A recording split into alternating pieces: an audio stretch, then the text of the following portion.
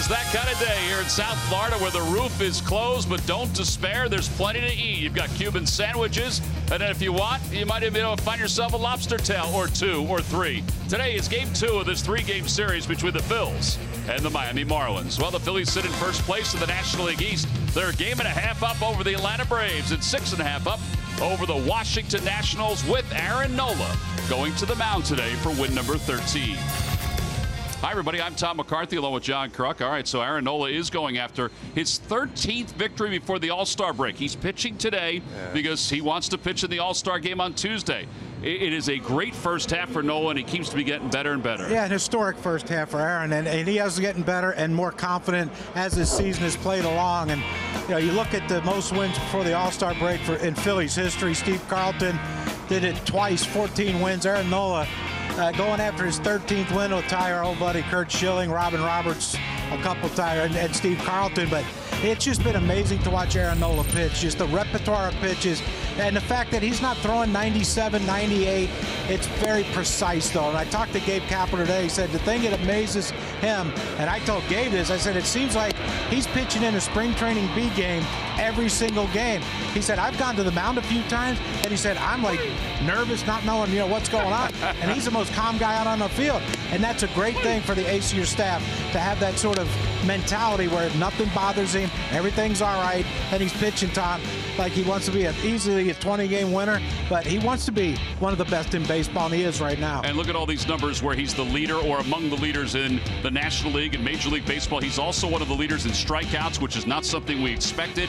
When he became a Major League pitcher, we thought he pitched to contact, but the fact that he has been able to strike guys out, his whip is so low at 0.98, it's an indication there's some pretty good things to come for Aaron Nola. All right, so today is game 2 of this 3-game series, the Phils and the Marlins. It'll be Nola making his 20th start. Trevor Richards makes his 13th appearance for the Marlins. When we return, we'll go to the NBC Sports Philadelphia studios for more. Phillies baseball is brought to you by Xfinity, America's best internet provider according to speedtest.net. By Toyota. The Toyota Camry, Highlander, and RAV4 have something for everybody. Toyota, let's go places. By Citizens Bank, official bank of the Phils. Visit citizensbank.com. And by Independence Blue Cross. Live fearless. Learn more at IVX.com.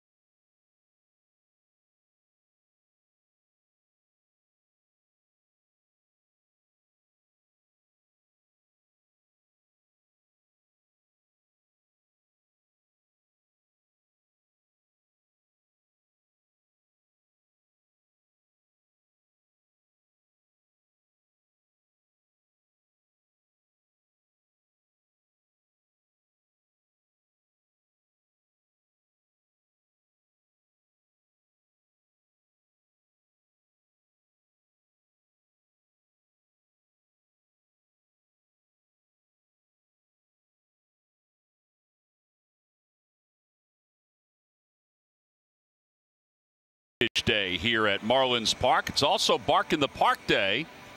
In fact, some of the Pooches have been working their way around the warning track throughout the course of the afternoon. Now they've settled down up top, trying to catch their breath as best they can. No accidents reported on the field. No, Tom. everything seemed to be clean. Yeah, everything seemed to be clean. Let's take a look at the Phillies lineup for today. It's brought to you by Xfinity, America's best internet provider, according to speedtest.net. Well, it's back to the normal lineup, basically, although the Phillies have tinkered with the bottom part of it. Maikel Franco has slid up to the number 5 spot. Odubel's back in the starting lineup, batting third. And they will face right-hander Trevor Richards. They will face him for the first time in his professional career. Richards 2-5 with a 5.24 ERA. He's a great story. And was basically signed for nothing by the Marlins. They paid $3,000, the Marlins did, to the Frontier League for his services. John, it says fastball velocity 91.1, but it's the changeup that's his main pitch. Yeah, I talked to some Phillies players today. They said that's the pitch you have to really concern yourself with. He will use it a lot. He'll throw it at any time in the count. And, you know, I gave him the old Tony Gwynn line. He has 17 inches to throw it over the plate. When he does, let it fly. Do they like that? Yeah, I didn't realize it was 17 inches till Tony pointed it out to me. There's Aaronola. He's back in the dugout after warming up in the bullpen. Looks nervous. Final start before the All-Star break. Looks like he looked, what did you say, just like he looked in spring training in a B-League game? Looks like he's pitching in a B game in spring training. Ho hum. Well, here's Cesar to lead it off after the Phils won last night 2-0. Cesar was 1 for 3 with a walk, and he takes the first pitch in there for a strike, and we're underway. Officially started this ball game right at 4:10. That was the listed start time. Target goal. It's 2 days in a row. 1 ball and 1 strike to Cesar. Cesar has walked 60 times this year. He is hovering right around his career high. Now there's the changeup that we talked about, and it's 1-2.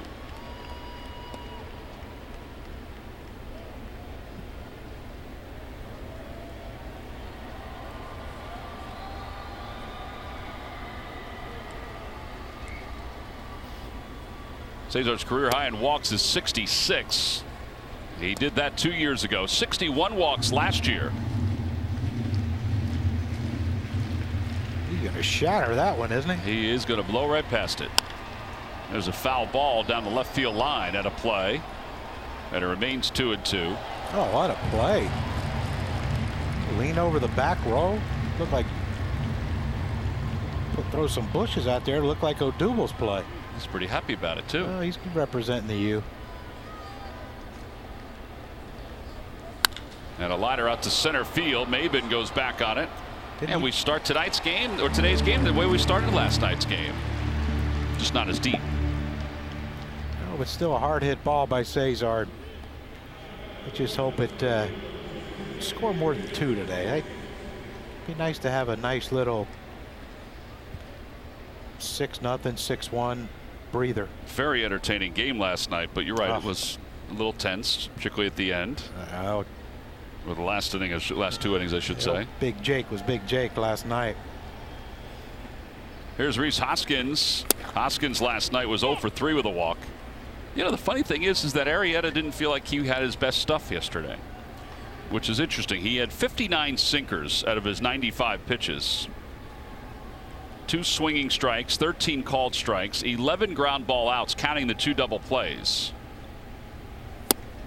0-2.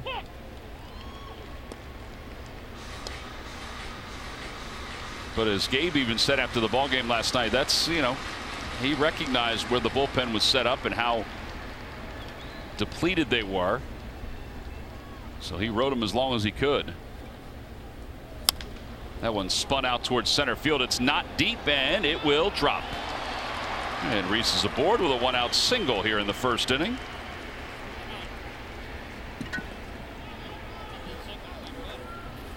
And that'll bring Odubel to the plate. Well, you see the little shorter leg kick by Rhys. He doesn't have that. Look like he's, I guess, with a good changeup pitcher, he's trying to limit that. But you know, again, it's not how hard you hit it, it's where you hit it. And he hit that in a perfect spot. No man's land in center. Now, like see Odubel have a couple really hot games here going into the break. Yeah, you saw that bottom number. He's hitting only .213 in the month of July. He's 10 for 47 in the month of July.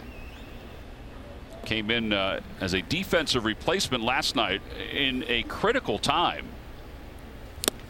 And not that his defense did anything, but moving Altair to right field certainly helped save that game last night. Hey, Ed, you don't know if Trevor Plouffe couldn't have made that play, but we know Aaron can, and that's, that was one of the big decisions of the game last night.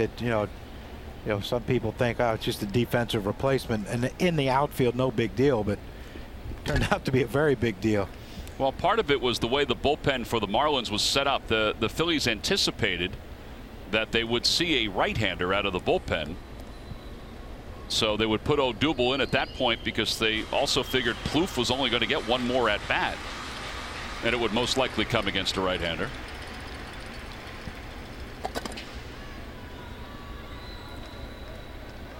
Odubel and I had a nice little chat this afternoon. You kind of laid out what you wanted his plans to be today and tomorrow? But I also told him, too. I said, it's a big field out there. Use it all. I think he's gotten, you see right there, the changeup, but it's a... he's been hitting home runs, so he's in pull mode now. Especially in this situation with 2 out or 2 strikes. 2 strikes. You got a guy that throws a lot of changeups. You have to stay on a guy like this. If you don't, you got no chance. John, he throws more changeups usually than fastballs. I don't blame him. It's a good one.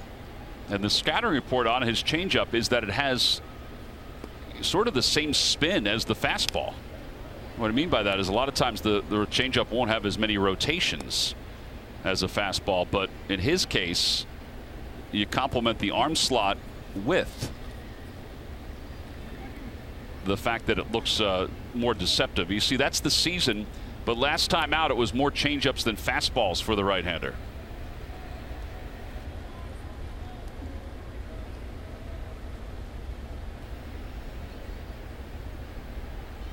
Here it comes.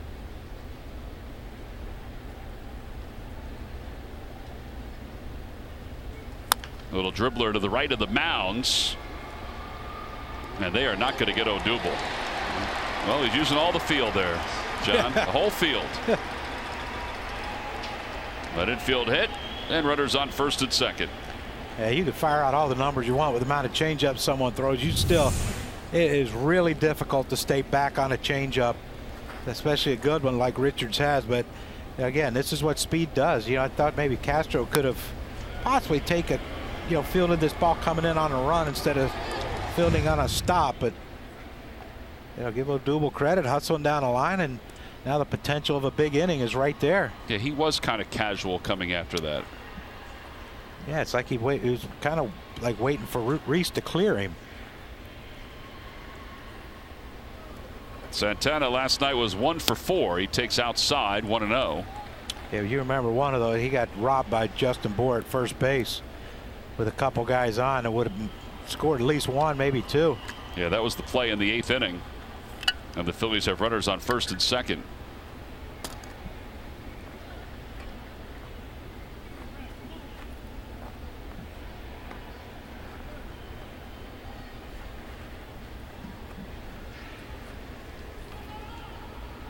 Outside again, 2-0. I don't know. Reese is out there trying to time Richards. Looked like he took a couple false steps toward first, or toward second. Thinking he might third. turn back. There's 3 bases, right? 3, 1, yeah. 2, well, 4 counting the plate. Yeah, let's go. Well, we don't count that, but let's go to third. Since he's on second, we don't want him to reverse fields.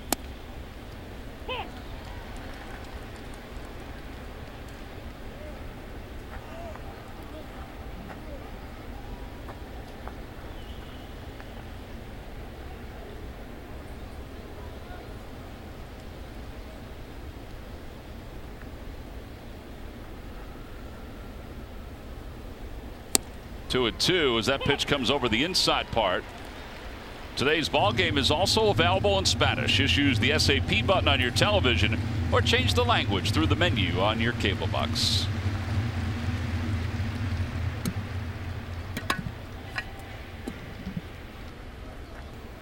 Got to watch the roll over here.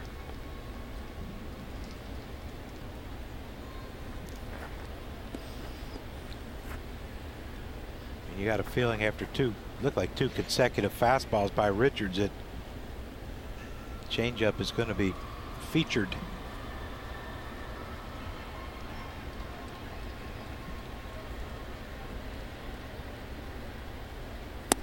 On the inside corner, Santana's down looking.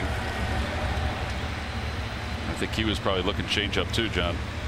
Yeah, and that's a tough thing with 2 outs or 2 strikes, is trying to tell yourself to look for a changeup when, you know, protecting the plate is your top priority. Well, Franco's coming up. He provided us last night with our giant home run replay. You know how tough that is to keep that ball fair, and he kept it fair by a lot. I mean, I was down at his ankles. That's good to see. When we needed him coming down the stretch here in the first half, he's really been producing. Takes outside, and it's 1 ball and no strikes. He's hit it 4 straight, 10 of 11 games. And you see his numbers overall in the last 20 games. That digs into the month of May.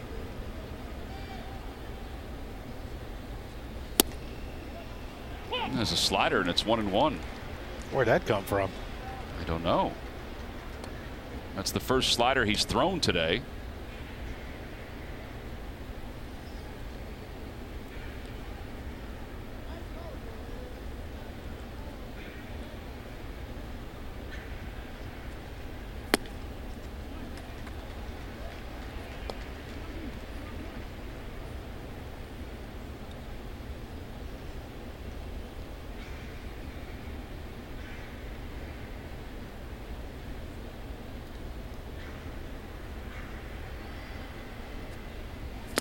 Change up, and it's 2-2.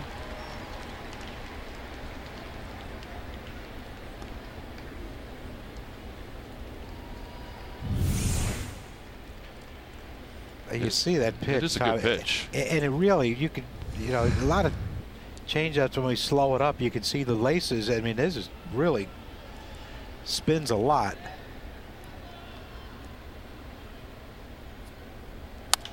Down the right field line out of play. Well, Richards is out of Drury University, which is a Division II school. He got no looks out of college, despite the fact that he threw in the low 90s.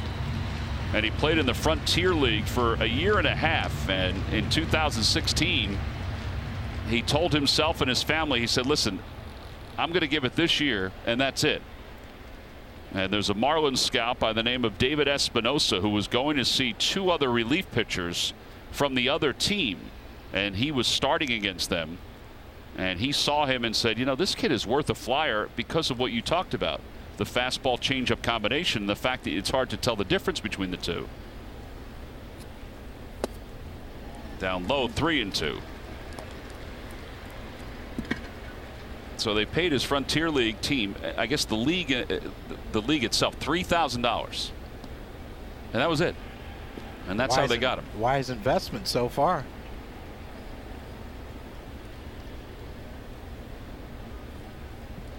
Rudders lead off, 3-2. They'll go.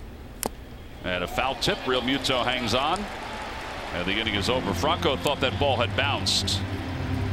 Eric Cooper says no. They appeal to the first base umpire, Todd Tishner. He says no. Phillies leave 2, and we'll go to the bottom of the first.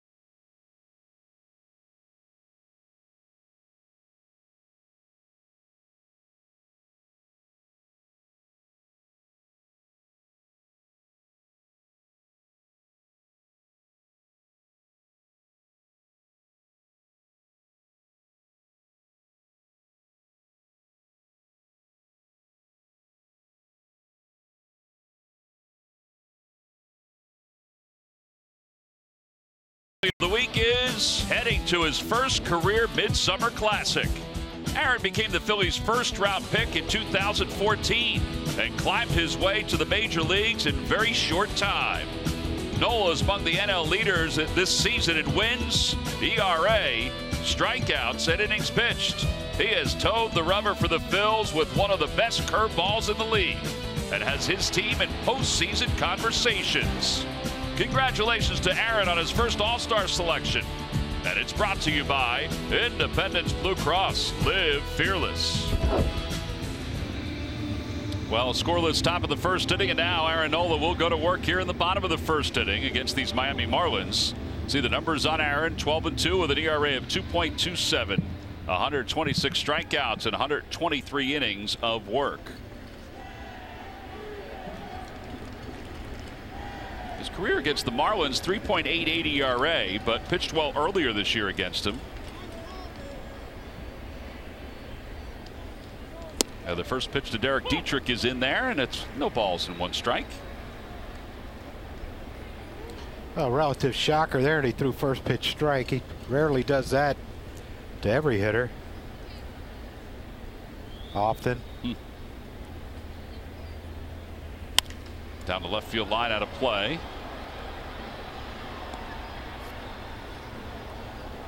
And it's no balls and two strikes. Dietrich did not start in last night's ball game, but he did double as a pinch hitter. 2 for 12 against Aaron. His 2 hits are both doubles.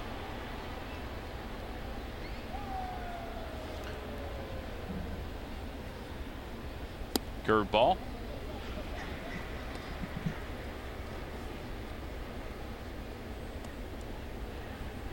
See the shift on Dietrich. Franco up, playing for the bunt for the first strike, and then moves back. I think Dietrich here is susceptible to that two-seamer in.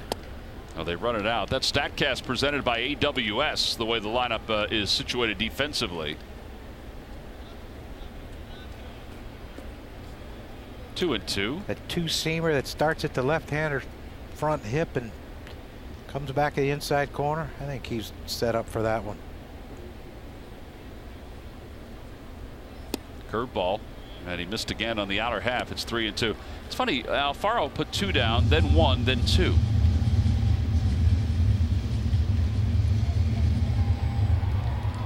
Guess he didn't want curve first, but then thought better about it. Aaron, that is.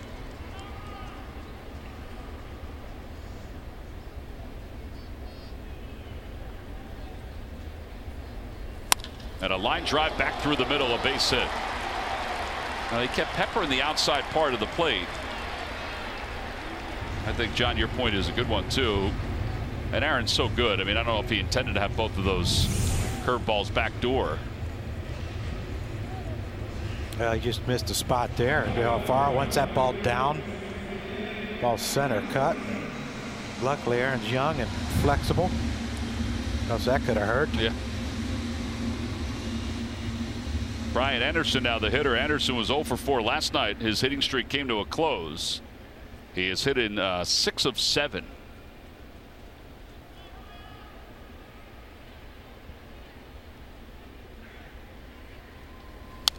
And he fouls it back to the screen, 0-1.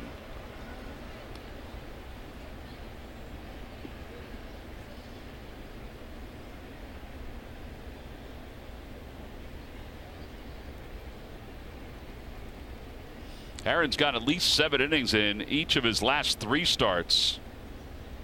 And his 12 wins have already matched his career high, and this is only his 20th game.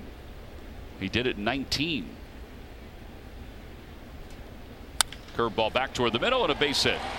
Let's see what Dietrich decides to do. He puts the brakes on and will hold up at second. First and second now with nobody out. And Real Muto's coming up. Here's a look at the rest of the Marlins lineup. It's brought to you by Xfinity, America's best internet provider, according to speedtest.net. So Real Muto is up next. And then Justin Bour and Starlin Castro. Castro moves from the number 1 spot to the 5 hole. See Anderson's numbers among rookies, 46 RBIs. And here is Real Muto, who has Hit .343 with 10 extra base hits in his last 16 games. That includes the game before his paternity leave, where he had 5 hits on the 8th of July.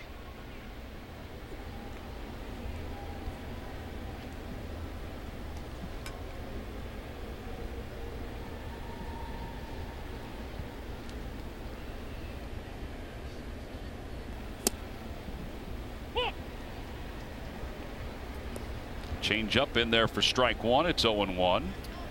You wonder if the Marlins players are like, all right, we got us an all-star today. Let's lock it in against him and see what we can do. I can't remember when I played, when did they announce the teams? I would think they announced it around the same time. No, we didn't get a week. No. I know in San Diego, I don't think Dutch and I found out till we were there. Really? Like 2 or 3 days. Yeah, it's tough. You're on the phone with family trying to see if they want to come out. Scramble for tickets. I don't think it's like I don't think we had a week. A few days, maybe. Certainly isn't a show the way it was, or the way it is now. No. It was not a show the way it is now.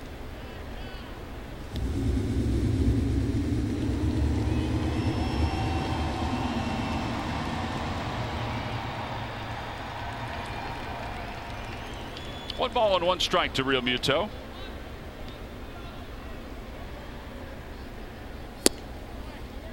One and two.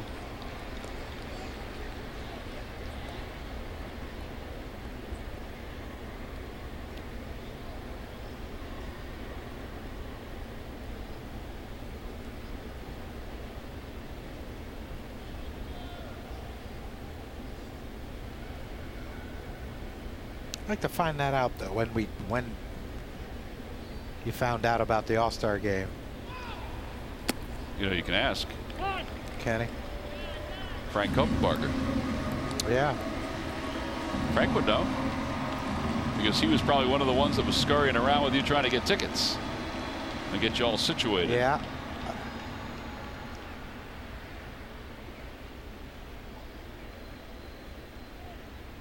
I just don't think it was like a week. It's been a week, right? When Aaron found out? Sunday night. Yep. Off the hands, a changeup. Well, one thing the Marlins are doing is they're forcing him to throw a lot of pitches already with nobody out. Yeah, and he hasn't really, that we talk about it all the time, his breaking ball, how electric it is. And he hasn't really, he backdoored a couple to Dietrich.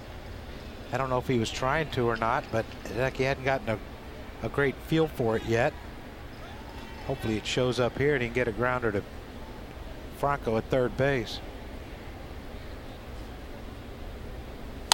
Fastball down the right field line. That'll be into the seats.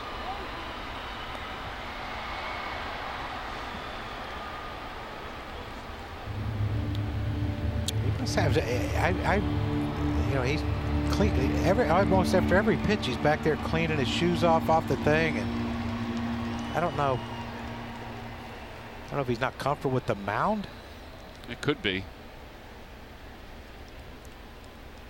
I mean, usually he's just nothing, just give it back to me, let me throw it, you catch it, and we'll have some fun. Seems a little more on edge today. And a breaking ball that just missed inside. See, that's the one. He can't get it. He can't get it to that to his glove side.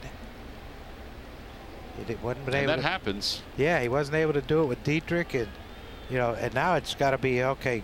I better figure this thing out, because if you throw another one here and you leave it middle in, Real Muto put a 3-run shot up on the board on you.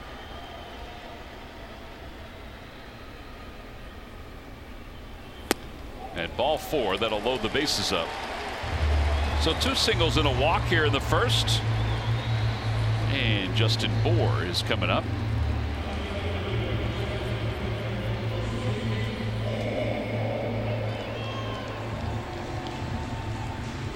I think Cranny's thinking about going out. Yeah, it's damage control now.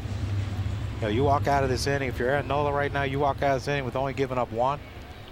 You're a happy camper. Bour does have 4 hits against Aaron in his career.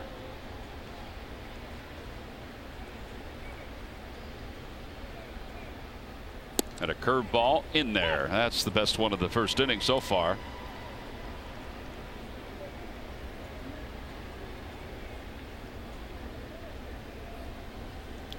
It's going to be a tough turn for a double play. It's awkward. I don't know how they're going to do it with the way where Scotty's playing. Franco has to stay close to third, keep Dietrich close, keep Anderson close to second. Well, now here's where you want to strike out. You know, before, you know, if you got a double play ball, great, let him score a run. Now, try to get the strikeout on board, and then work your magic against Castro coming up next.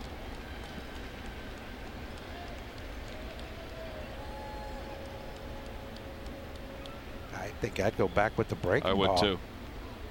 Looks like they're going to go change up away. Nope. Curveball swung on and missed. One away.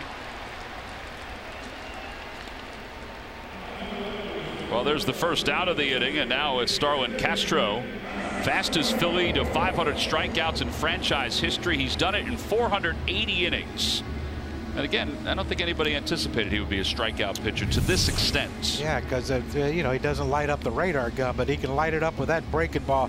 You know, we talked about it. Dietrich struggled with it. Real Muto, he struggled with the breaking ball. He didn't struggle with it on Justin Bour.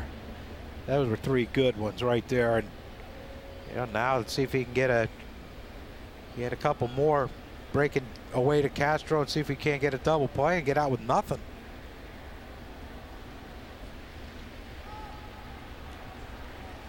Check swing, and they appeal. No swing.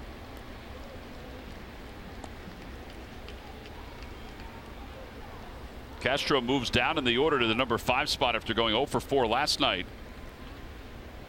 Hitting .294 with his career at the bases loaded. .293 overall this year with 110 hits, which ranks 5th in the National League.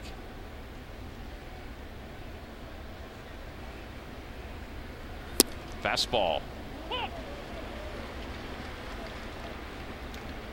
mean, a couple gentlemen have gone up to home plate not happy with the strike zone. He's been pretty good with it. Yeah. Guy, you know, Carlos didn't look like he was happy with a couple of those fastballs in. Eric Cooper's behind home plate. Crew chief is Gary Cederstrom out at second base.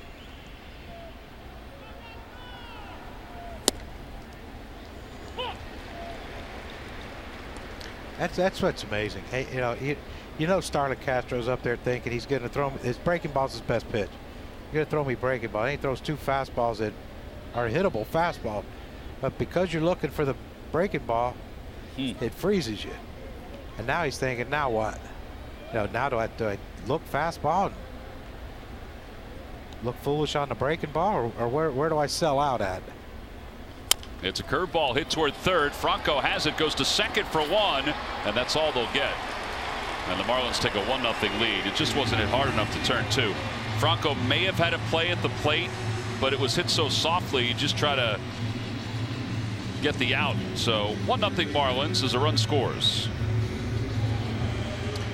Yeah, it's a tough decision for Mikel because, you know, I mean, you see, first of all, you see how deep he's playing. Dietrich with a pretty good secondary lead. Good jump, too, off third. Yeah, he probably had a shot at home to get Dietrich. But, I'm assuming he's trying to think we could get a double play on Castro, but, you know, no chance there. But, you know, 1 run. If we can't score more than 1, we're done. So now Prado 4 for 12 against Aaron Nola in his career. I mentioned last night that he was among the active leaders in hits. He's also among the active leaders in home runs and RBIs against the Phillies. 17 home runs, 74 RBIs. And for him, that's the most he has against any opponent. You know, he's pretty much spent his entire career in the NL East, hasn't he? Yeah, Yankees a little bit and the Diamondbacks, but that's it. Yeah, but Braves early and now Marlins for a handful of years.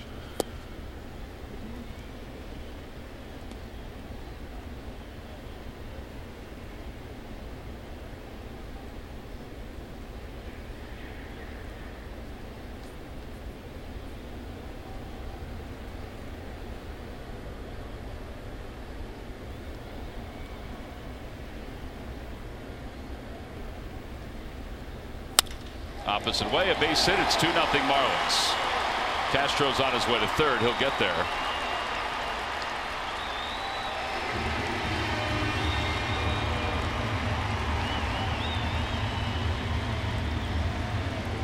So 2 first-inning runs for Miami.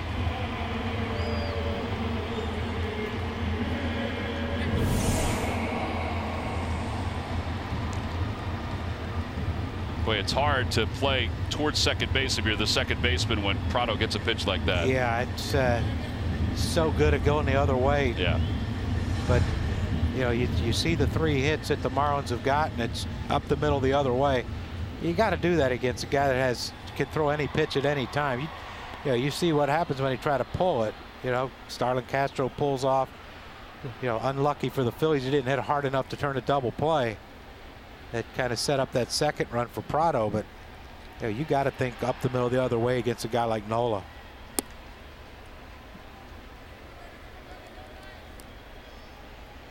I ain't gonna lie though, I didn't see this coming. No, he's been going so well. I mean, it is only 2 runs right now, but it's up to 27 pitches here in the first, and you know that they're thinking about getting somebody up.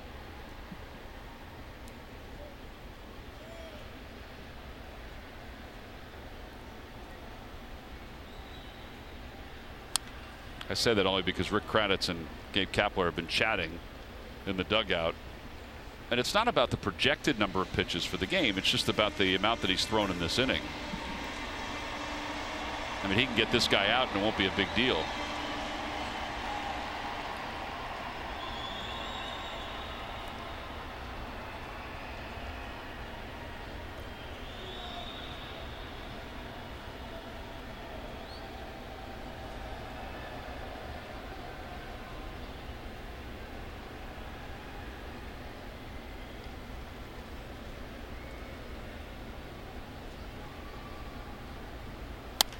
Fights it off, 1-2. Yeah, they are getting somebody up in the bullpen.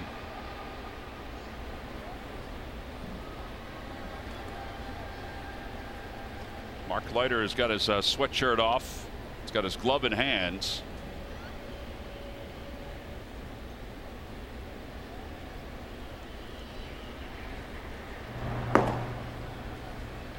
Mark never anticipated Aaron Nola starting. We're going to get up in the first.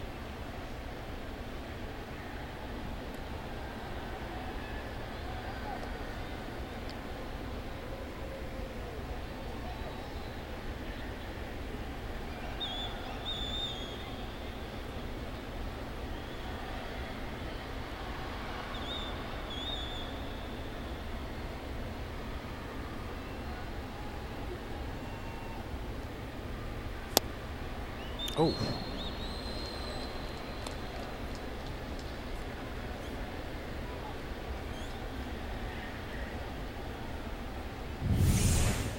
Take a look at pitch cast. Just a hair off. Just missed.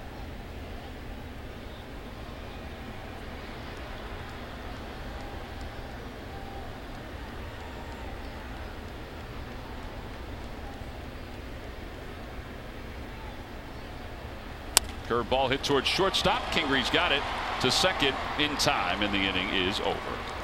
6-4 of the putout, but 2 runs to score. One on an RBI from Castro, the other from Prado. We'll move to the second. Phil's down 2-0.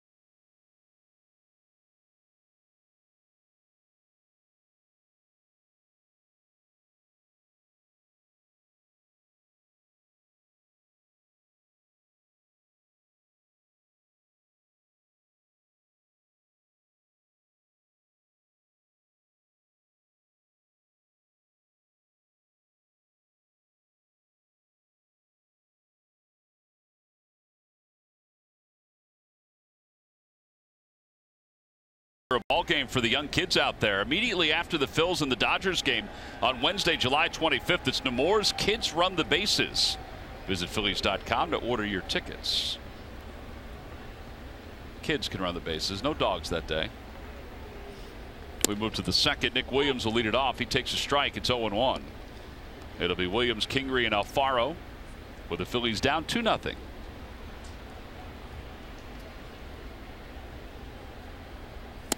There are actually people in the upper deck here today, which I don't think we normally see over the first base side. Is that where they put all the people with the dogs?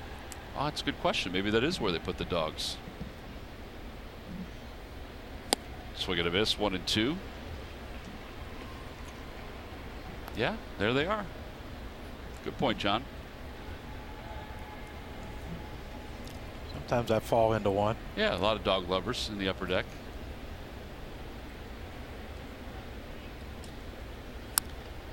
Williams fouls it away.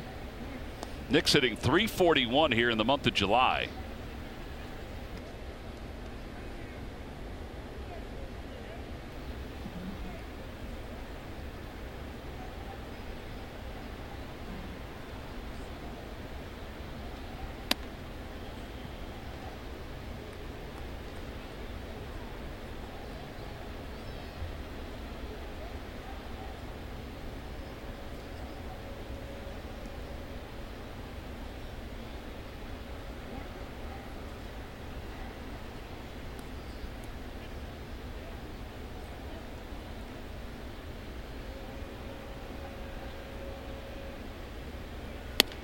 Three and two.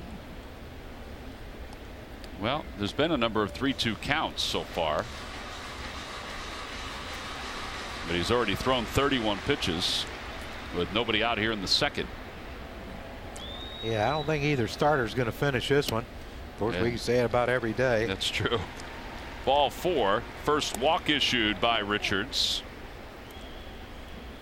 That brings us to our Nissan upgrade to the technology of tomorrow today, and the Phillies with 53 wins before the All-Star break. It is the fourth most since the All-Star game began in 1933. That's not too shabby. And now Scott Kingery's coming up. Kingery was 1 for 4 last night. I think if you ask a lot of folks if they're surprised by that, they're not as surprised that the Phillies are improved, but they are absolutely surprised that they're at 53 wins at this point. In fact, today, Murph, Andy McPhail, the team president, was asked that same question, and he said the same thing, that he is surprised the team is where they are. He did indeed. He said, yes, I am. He said, but they have meaningful, measured progress, and that's what he is so excited about, that where they are right now. He expected the team to be better, but maybe not quite as good, and being contending right now a game and a half in first place in the NL East. So he was very excited to talk to the media today and talk a little bit about where the organization sits right now. He said, you know, at this very moment, the Phillies are prying open the window of opportunity for the very first time in 6 years, and they are well aware of that. He said, so yeah, they've had to rethink what they want to do at this time of the year. He said, because, you know, these opportunities don't always come around, so they are now balancing that act between, you know, we want to be contenders for years to come, and we want the team to be good for years to come, so you do have to balance that against you know, where you are right now in the standings. But he was very very clear that they understand exactly where they are and the opportunity that is in front of them, and that's how they're making decisions as we speak right now. So very exciting to listen to Andy McPhail talk about how much further along the Phils are than maybe anyone thought they would be at this time this year. Yeah, he said this is the time of year where they have to rethink as they get into the second half of the season, because of where they're situated, because of how they've played. The 53 wins we mentioned is the fourth highest total since the All-Star game began and the All-Star break began. 1 ball and 1 strike. He was asked also about potential deals, and you know, he kind of deferred that to Matt Klentak, who is working hard and trying to, as Gabe has said, trying to shore up where he thinks the team needs to be shored up. But Andy said that this was one of his more refreshing meetings with the media, because he does 3 each year, 1 at the beginning, 1 in the middle, 1 at the end, and there's been a lot of progress since his last one, and it's true. Do you think? Yeah.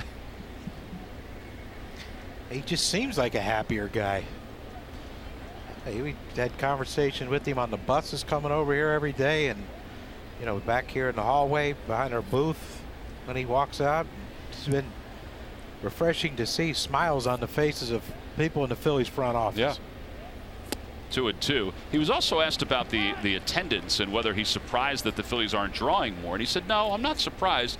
And he sort of leaned on, and I know this has been talked about, about how difficult it is sometimes for the entertainment dollar to be utilized on a handful of different fronts. And he said, listen, there are a lot of people that spent a lot of money seeing the Eagles do what they've done and see the Sixers do what they have done this year. He said, so I'm not overly surprised. I think everybody else, they think the attendance will continue to get better and better as the year goes on, as the team gets better. I don't see why it wouldn't. And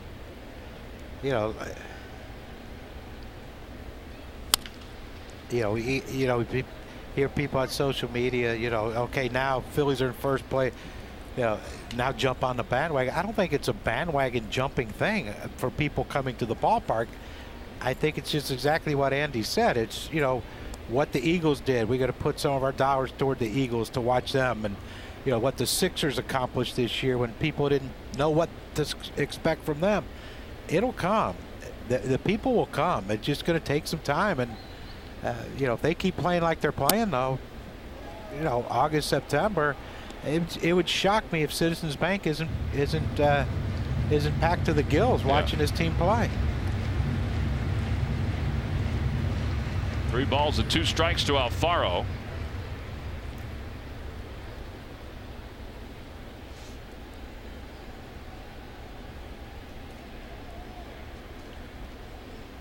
Swing and a miss, and Alfaro strikes out. 3rd strikeout for Richards. And Aaron Nola's coming up.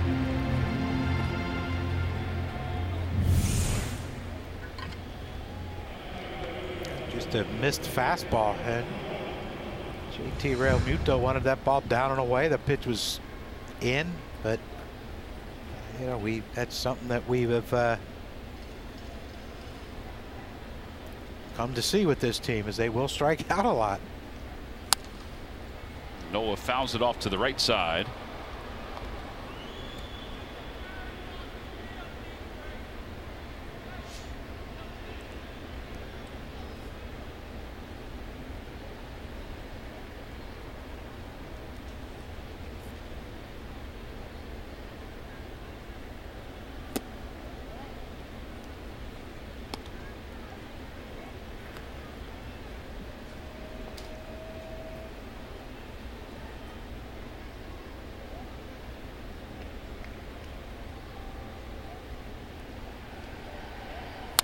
Opposite way, and Starlin Castro has it.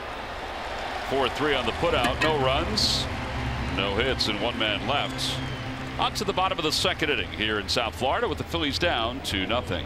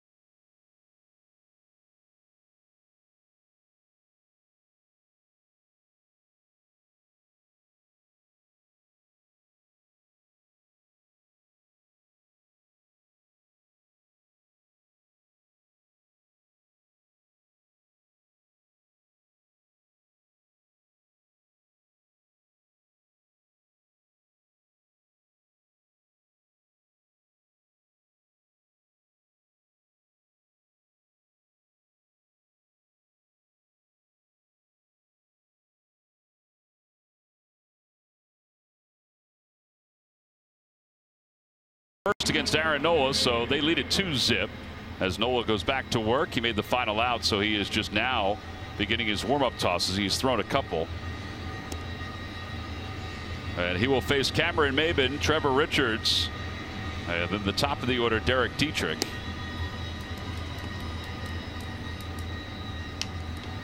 Time now for our Geico quote of the day. Rhys Hoskins talking about Aaron Nola. He's been really, really good from day one of his career. For him to finally get the recognition from across the league and maybe nationally that he deserves, it was cool to see. I'm happy for him as his teammate. I'm happy for him as a friend. Nobody more deserving. I think that was the feeling throughout the clubhouse about Aaron Nola. Exactly what Rhys said. Gabe Kapler echoed almost the same sentiments. I think Aaron would like to get back on track here, though, after allowing the 2 runs in the first inning. I don't think he liked seeing somebody warming up in the bullpen. No. He knew the reasons. Yeah, but not many starters do. You go out there in the first inning and there's someone warming up with 2 outs in the bottom of the first inning. Usually not a happy time for that starting pitcher, but yeah, he just got to get settled in, get his command going, and keep him right there. You can't you can't think that Richards is going to shut down this offense as this game moves forward. Cameron Maben is the hitter. He's hitting .235. He had 1 hit and 2 walks in last night's game. And 0-1 the count.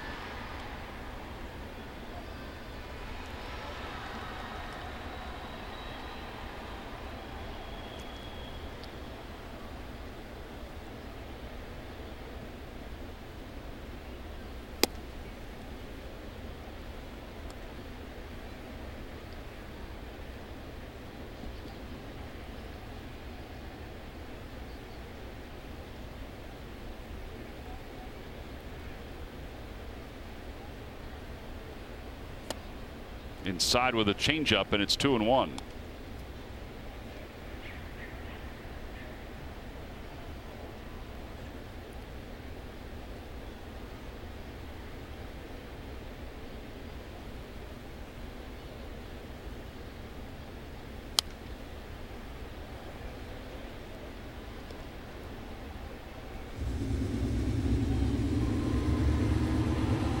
Have you ever seen him go to that thing behind the mound as much as he has today? No. It's like every other pitch. It seems like he goes to that little thing to clean his spikes out with. Yeah, you wonder if there is something to the mound. If it's a little muddy, a little softer than he'd like, and more clay digging into the spikes. Hey, I don't recall him doing that. He'd done that a few times. Go to get dirt on his hands.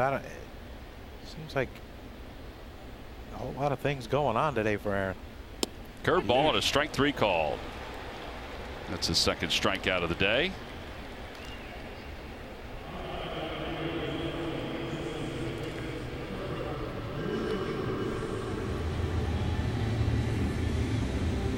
That's a sharp breaking ball.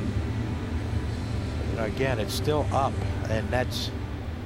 I don't think he. It was a good breaking ball because it started at Maben and froze him. But if it doesn't freeze you, that's a pretty good one to hit. With Justin Bohr, he threw 3 really good ones to him. Yeah, those were his best, I thought, of the inning. Yeah, and then other than that, he hasn't found a feel for it yet.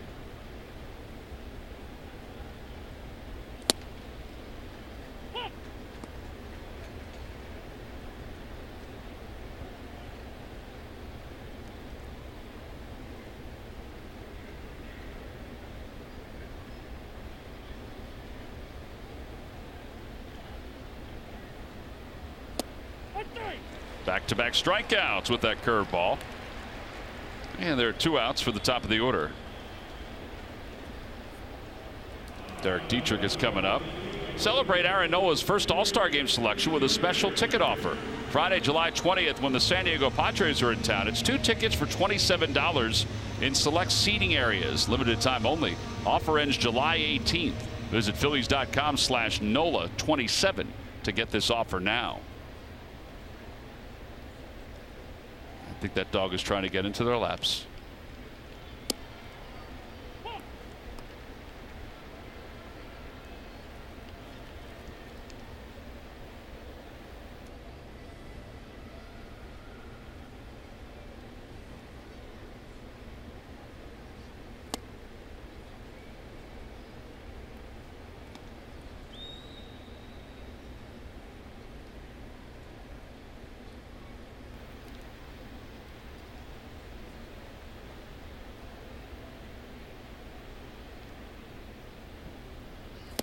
Change up 1-2.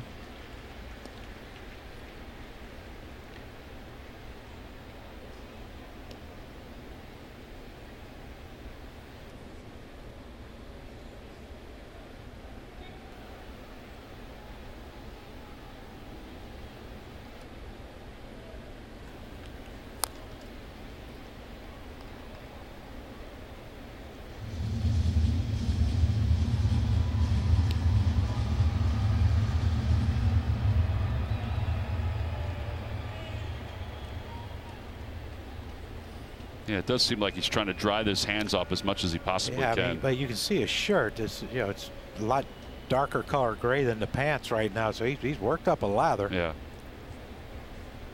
1-2 pitch. Fly ball left field, and Rhys Hoskins is there. And a 1-2-3 inning. Boy, Aaron certainly needed that. 2 strikeouts and a fly out. We'll head to the 3rd inning with the Marlins still on top 2-0 in the top of the order. Due up for the Phils.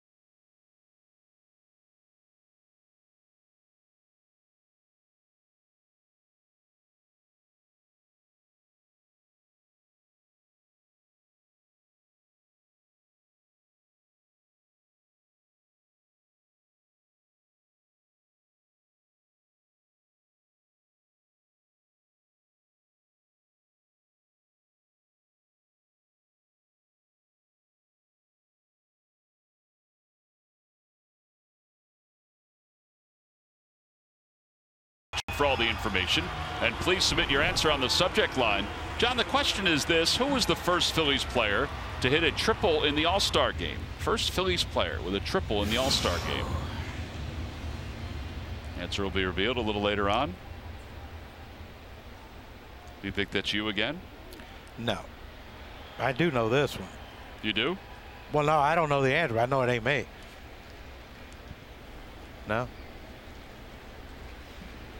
Cesar takes low, and it's 1-0. Guess number 1 down the tubes. John, would you wear that shirt? That would be a no. Out toward the alley in right center field, and Cameron Maben got a good jump crossing over. And 1 out.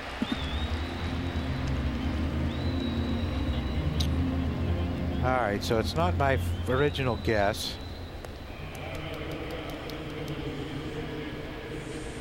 You know, I'm going to go this way because of, you know, sometimes our cavity goes with. No. Sometimes they go with. Yeah, what the news of the day current is. News of the day. Yeah. Or maybe a tie to the other team. Well, there is no tie to the other team in this one. No, I don't think so. I think the only guy I can think of that has been with the Phillies is Brian Schneider, right? Brian Schneider did not have a triple in an All-Star game. I wouldn't think that. 0-1 pitch to Hoskins outside, 1-1. Hoskins singled his first time up. I'm gonna run out of players here in a minute. Oh man, why do you got? A tapper, and it's 1-2.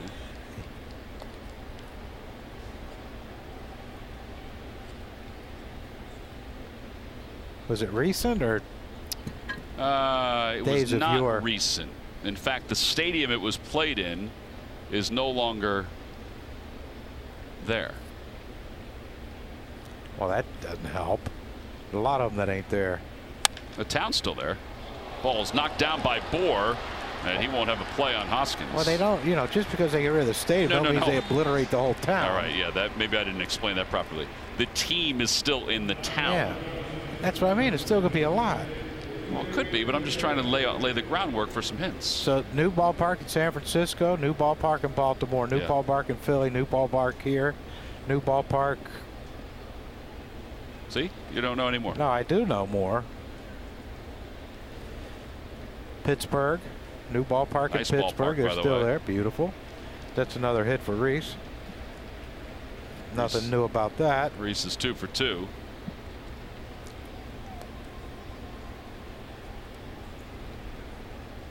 What about this guy? Good guess, but it's not. Oh, crap. Ball's hit foul by Odubel, the most recent of the guests. Odubel was an all-star in San Diego. San Diego's another place with the new ballpark. All right, you got me then. If baseball had its way, Vegas, Portland. It didn't happen in Vegas or Portland. They're still cities. How about this guy? That's a good guess too. It's not right. Golly. You're in the right era though. 0-2 to Odubel.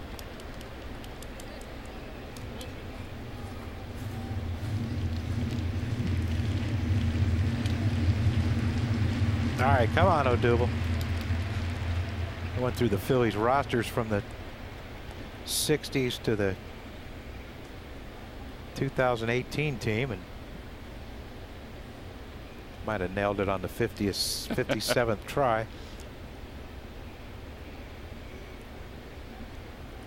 Odubel sends it out to center field, but right at Maben.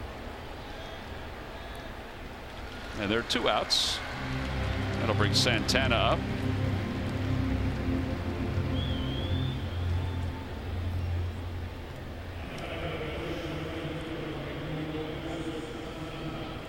Tomorrow night kicks off Champions Week here on NBC Sports Philadelphia. Relive the excitement of the Phillies, Eagles, and 2 Villanova championships. It all starts with World Champions, the story of the '08 Phillies, presented by your local Tri-State Toyota dealers. Tomorrow night at 8 here on NBC Sports Philadelphia.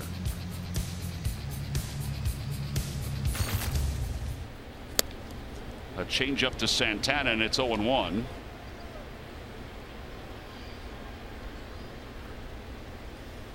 Murph's going to talk with Brad Lidge coming up very shortly. That's Brad Lidge to you. It's lights out to me. Lights out Lidge.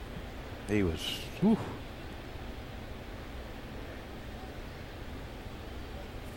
Another changeup, 0-2. Well, he has a 5.24 ERA coming in. Trevor Richards does, but he's got a really good changeup here today. We're trying to make him look like JR.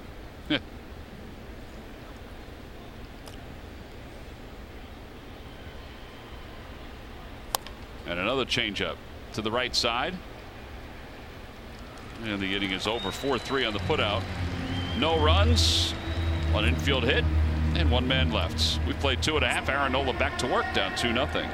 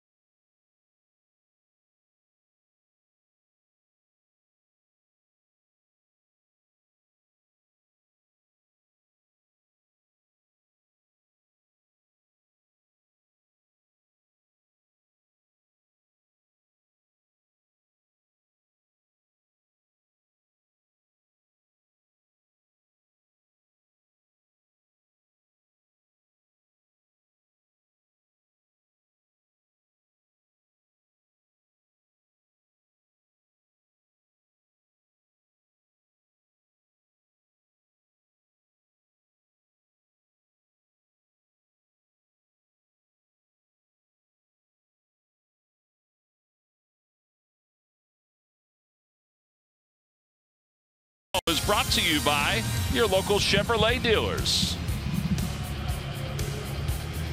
Well, it is that hot today. We're here in South Florida. You really don't have to wear much clothing. I mean, it is smoking hot outside. Folks are taking a peek in from the Clevelander. I wonder what they can see from in there, like from back outside the ballpark.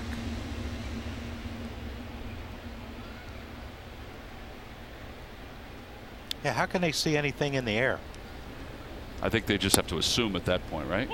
Well, we're going to have trouble too. We haven't had one yet, really, because of the glass. I was watching batting practice today, and man, once that ball got up above where the glass is from our vantage point, I just lost the ball. So you might have a couple Pittsburgh calls. Fly ball to left field, and McKell's camped under that one. People don't understand how tough it is up when you're that high to judge where the ball's going. 1 ball and 1 strike to Brian Henderson. And a late swing and a foul back. It's 1-2.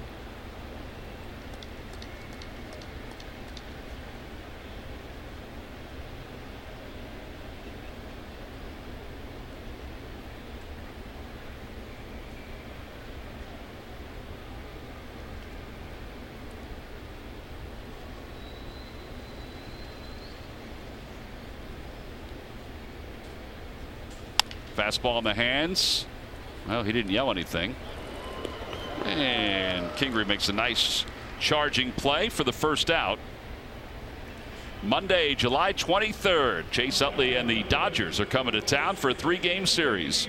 It's your chance to say, well, thank you to Chase. It won't be the last time you can say thank you to him, but it'll be the last time he'll be in a major league uniform that you can thank him. 3 games, 2 night games, 7:05, and then the day game on Wednesday at 12:35 first pitch.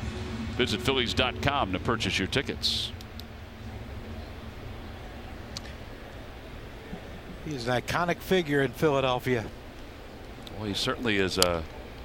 His presence has been felt, I mean, in Philadelphia, no doubt. But did you see some of the headlines up in New York with his retirement? Well, they hate him. You know, it's the whole plethora of things. He hit him well. Right. And then the whole incident in the playoffs with Tejada. Right. Utley's corner. Yeah. And, you know, it's Philadelphia, New York. You're going to find someone to hate. They chose him. And it's carried all the way to Los Angeles. Yeah, it's a traveling hatred. But, you know, can you imagine both teams in the playoffs, they're playing against each other? Let's say it's in the division series, game 5, game on the line. Chase comes up to bat in Philly.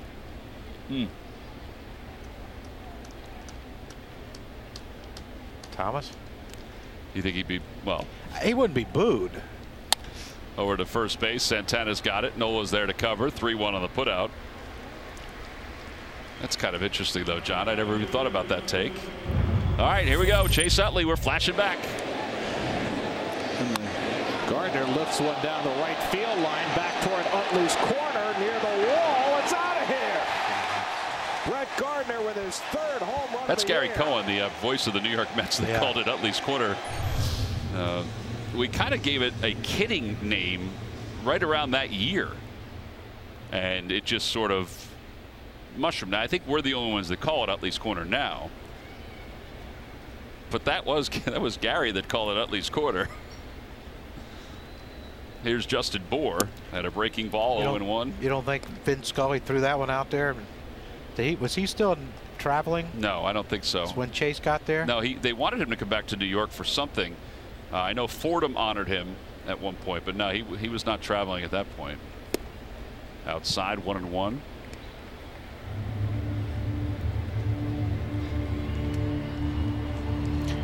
Yeah, I mean, it's going to be interesting to see. But I didn't even think about that. I'm morbid. I think about these things. Well, I think part of probably what keeps me up at night too. Yeah, well, you're not sleeping well. No, I'm not. So you got a lot of morbid thoughts going on. I got a lot of things that can run through this pea brain of mine.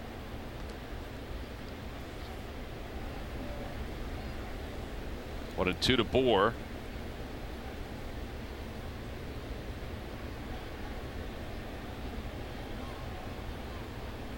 And a strike 3 called. Another 1-2-3 inning for Nola. That's 4 strikeouts for Aaron. Well, now that was a good inning. He just threw a dozen pitches to get through it. And this is a perfectly placed fastball. We played 3. On to the 4th. The Phil's looking for some offense.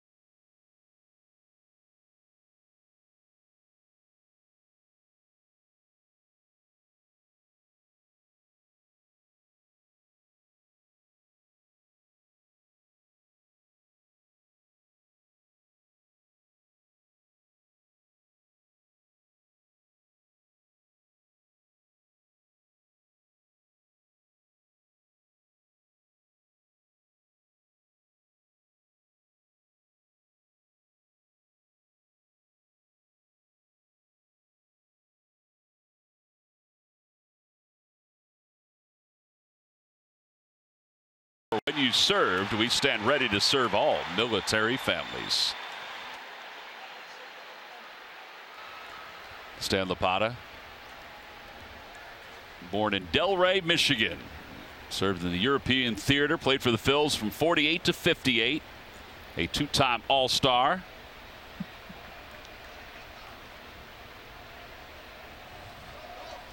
.116 career home runs as Maikel Franco leads it off.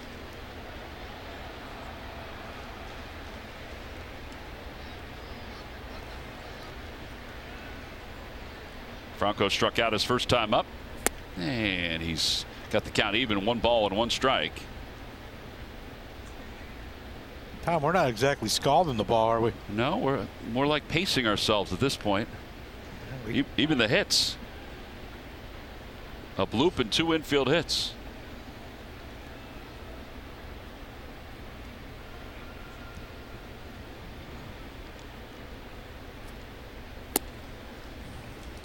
You think his changeup is that deceptive? Yeah, I you know, when you can, you know, there's no deception. I mean, there's no difference at all in his arm speed and his fastball's changeup. And I watch between innings. I'm trying to see if there's something I can notice that would maybe tip it off to a hitter, but I don't see anything. Same arm slot, same arm motion, same arm speed. That one's down the left field line, foul, and it's 3-2. And then it's, you know, the proverbial dead fish comes out of his hand. Do you buy into the fact that, and you can see this pitch distribution, that the fact that his changeup has more spin is deceptive to the hitters? Yeah, because it doesn't look like it has that great movement down and away. It's just the change of speed because of the spin that he can put on it.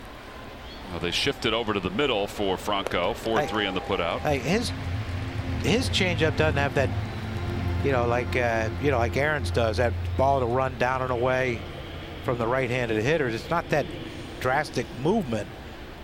It's just the deception of, because it's, you know, because it's the same arm speed. Cal wasn't happy there.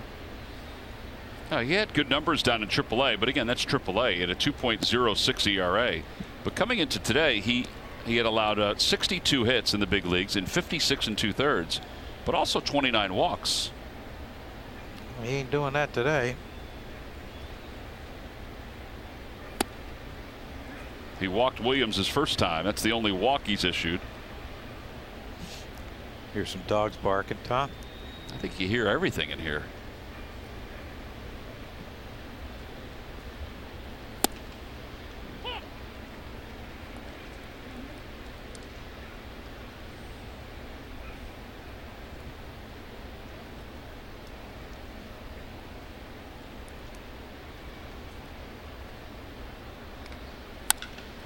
Sliced out to left field.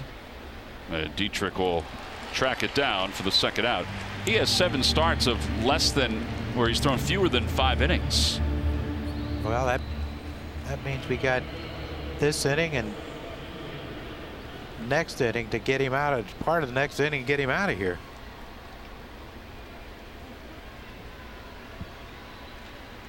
Yeah, he would be a guy that I would guess, just watching, that if you watch him on TV and they had no radar gun, I bet some of his pitches would be tough to disseminate just from watching TV as a fastball or a changeup.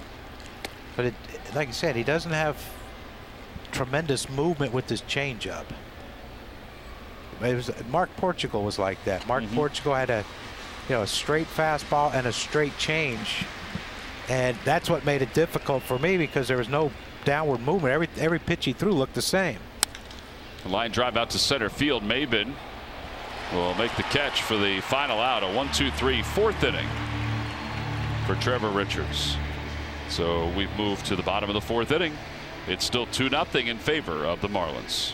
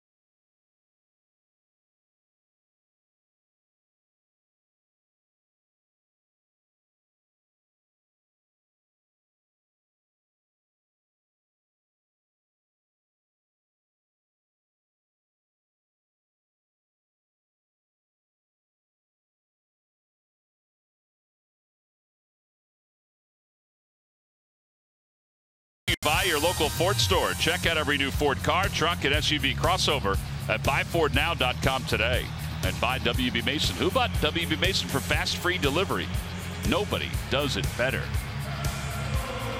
Little bark in the park here today at Marlins Park.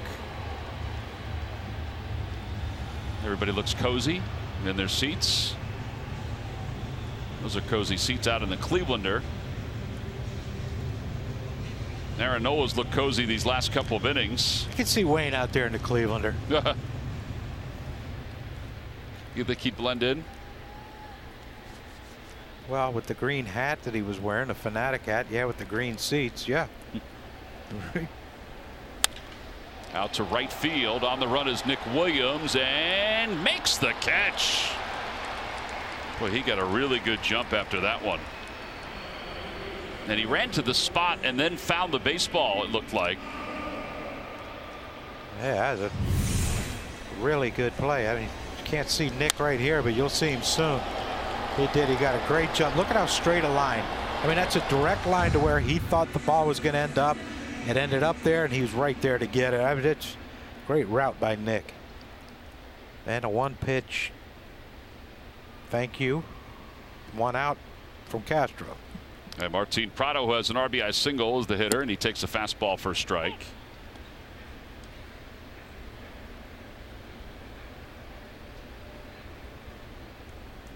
I'm surprised surprised that, you know, just watching Prado over the years, I'm just surprised that the shift in the infield would be like it is. Yeah, you would think that Cesar would be over where that ball was last time. Yeah. I mean, he has a great ability to hit the ball the other way.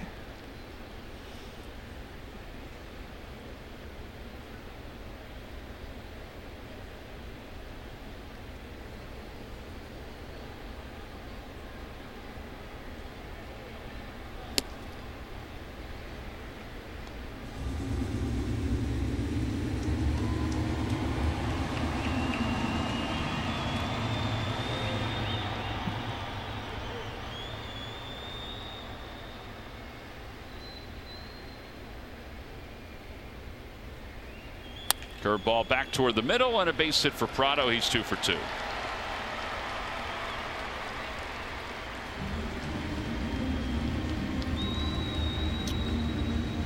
Just when you thought you had a chance at an easy inning, and look, he could still get a double play here to get out of this one. Now, give the Marlins credit, though. They're making Aaron work.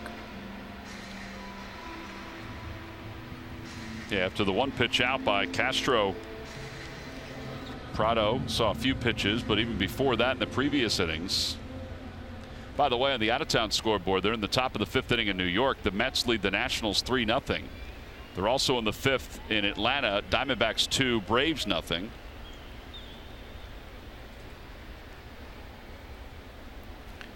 Man, Nash, I just can't figure them out.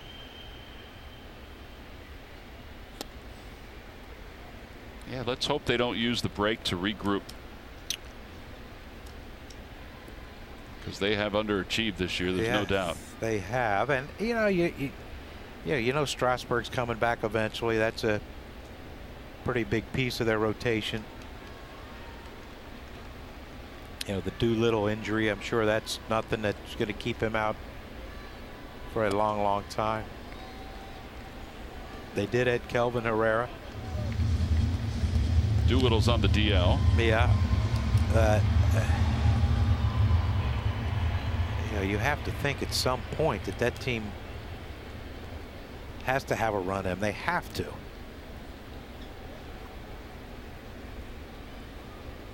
But who knows? 2 balls and no strikes.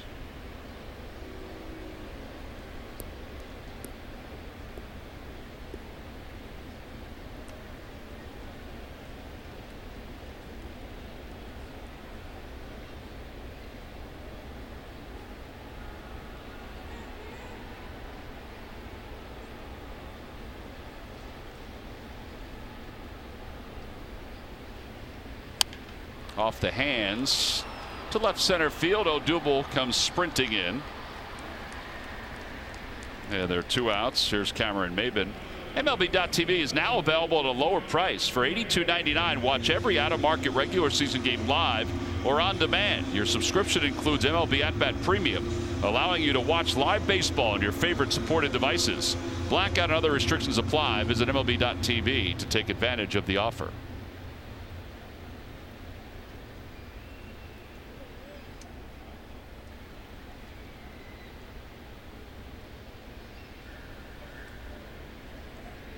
Maben struck out looking his first time to the plate.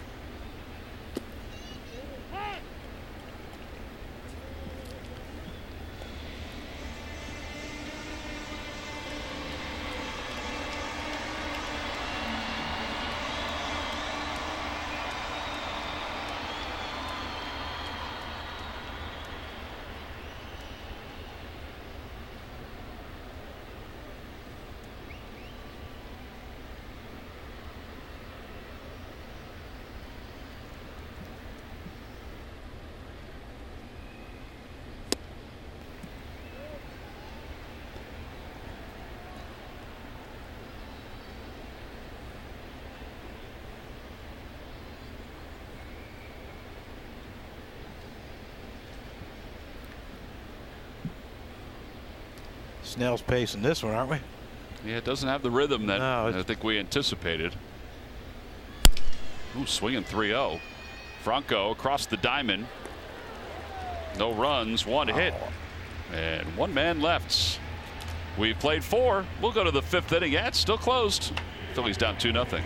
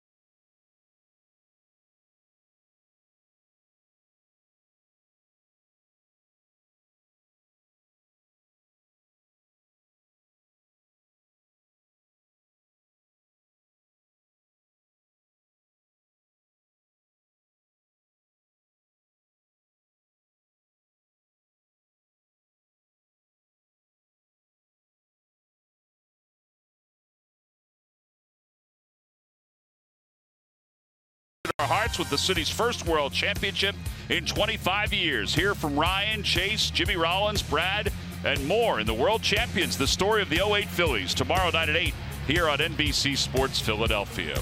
I don't know how he didn't break his leg, Murph, but it was a great celebration. It was a great celebration, and you know what? It's going to be a great celebration again in a couple of weeks when the team is back together. I would imagine this guy doesn't feel like it's been 10 years since that celebration.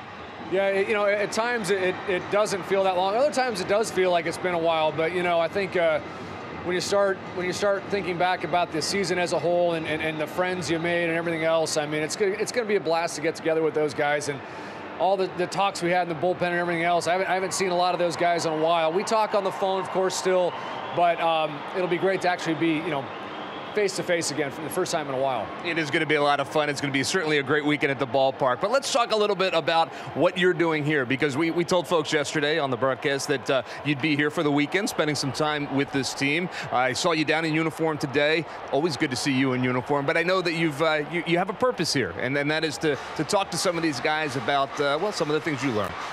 Yeah, I mean, you know, it's the young guys in the Phillies pen right now are doing a great job. They're doing a hell of a job. I mean, you know, but they're slider guys, and there's a lot of things that I can relate to them about.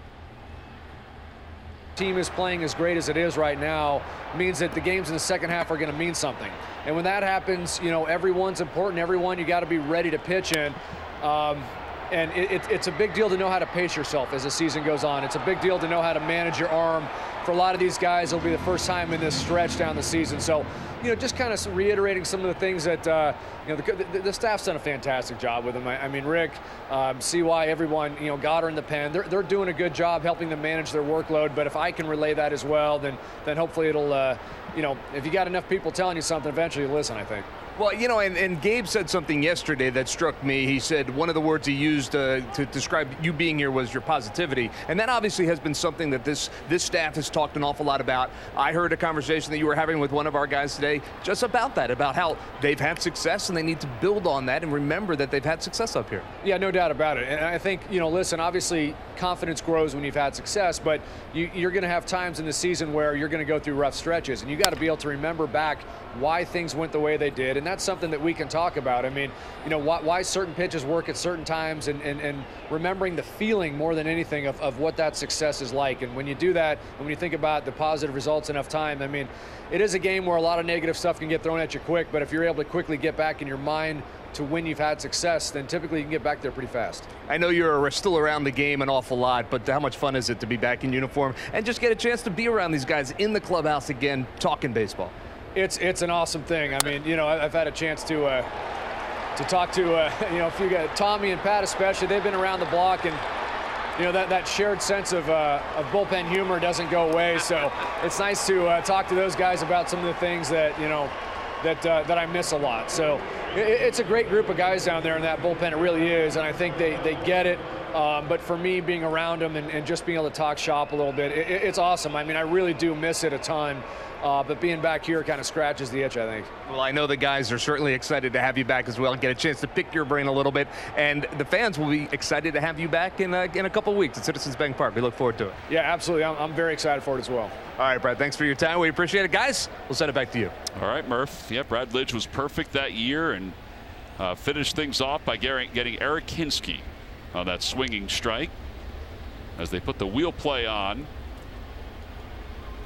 If you're a runner at second base and you see Bohr almost shaking Aaron's hand before the pitch is even thrown, you have a feeling that there's some sort of play on.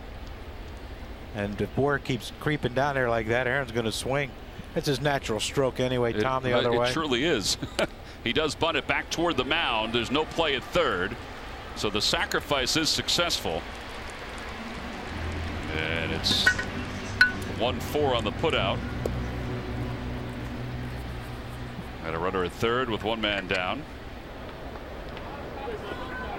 Yeah, that was.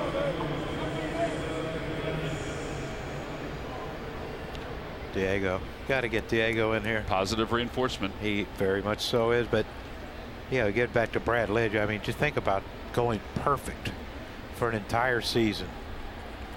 And that's division, league championship, and World Series thrown on there. I think that's the thing, though, John, is the fact that he carried it over to the postseason and was able to be that good under those kind of situations. I mean, it was a deafening night that last night when he struck out Eric Hinske. But even beyond that, I mean, Brad, before that, before the 2008 season, you know, his earned run average in the postseason consisted of 2.08 in the National League Division Series in 04. 7.20 in the National League Championship in 05, 4.91 in the World Series in 05, and an 0-2 record. And then all of a sudden he was able to, you know, put together the run in 08, which was 9 games and an ERA under 2. Outside, 2-2. 7 saves in the postseason. Yeah, it was incredible. And think about the history of the Philadelphia Phillies over 100 years of baseball. Only 2 guys have ever thrown that pitch that closed out a world championship. 2. Yep, he and Tug. Oh boy, that was a close one. 3-2 to Cesar.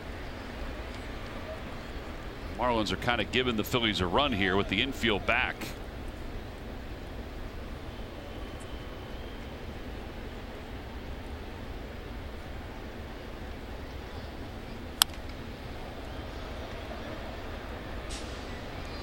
Yeah, this is pretty much, you put it in play, you got to run. Let you hit it to third or the pitcher. Yeah, that's why you got to think, you know, hard on the ground somewhere. And if he elevates one, you hit it in the air, but you got to put it in play first. Little looper out towards shallow left field. Rojas is under it, and Alfaro will not score. There are 2 outs, and here's Reese.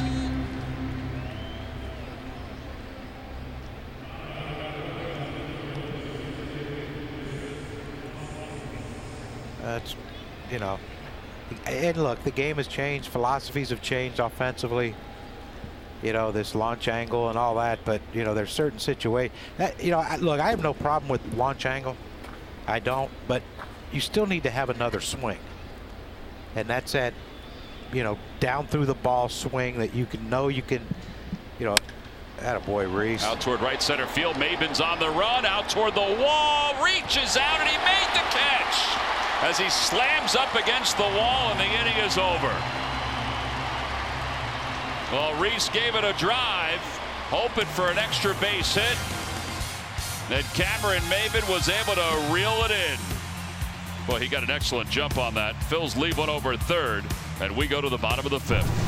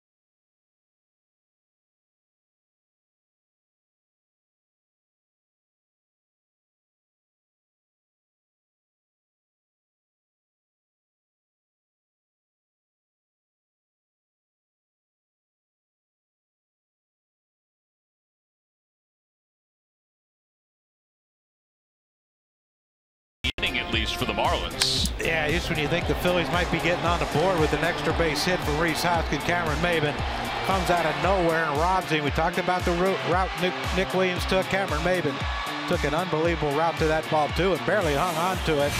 And that's our Hyundai defensive play of the game. Brought to you by your local Hyundai dealers, which we love our local Hyundai dealers. We're not particularly fond of that play. Well, this guy was Trevor Richards. We wondered if Don Mattingly would pinch hit for him up 2-0. You know, kind of just say, all right, you pitched 5 good. Let's take you out and go to the bullpen. But they keep him in. Got to ride it. See where he can take you.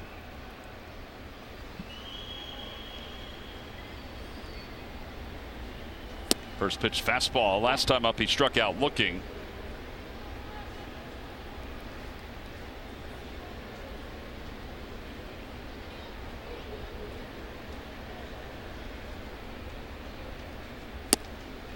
Oh, 2. Now, Maybin was somewhat criticized last night for not sliding on the play where Aaron Altair and Scott Kingery threw him out at the plate. Certainly an effort there to run that ball down. He's always been a pretty good defensive outfielder. There's no doubt about that. Yeah, and there's, you know, when I didn't notice it as it went on, but the more I watched that play, because we've seen it so many times, you know, Starlin Castro was really not really there telling him to slide or not from all the replays I've seen. 0-2 curveball hit out to shortstop. Kingery's up with it. And textbook kind of play. One away. Time now for our Citizens Bank Minor League Report. Citizens Bank, the official bank of the Phils. Visit citizensbank.com. Well, yesterday, Lehigh Valley defeated Buffalo 14-13 in 10 innings. They came back from a 7-run deficit, another walk-off victory. Reading defeated Bowie 5-4. We mentioned Adam Hazley had 2 home runs. Clearwater lost to Florida 5-2, and Lakewood defeated Asheville 7-zip.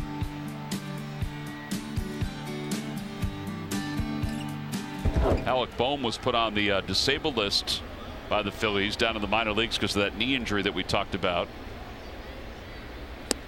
Dietrich takes a breaking ball outside.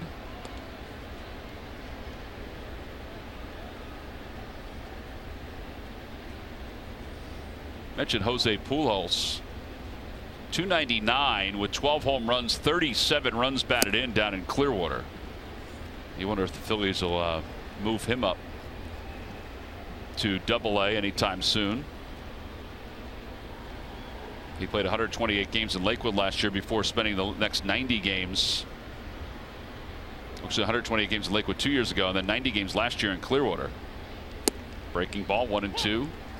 And now he's at 78 in Clearwater this year. Certainly a nice bounce back. This is the best batting average that he's had for a season.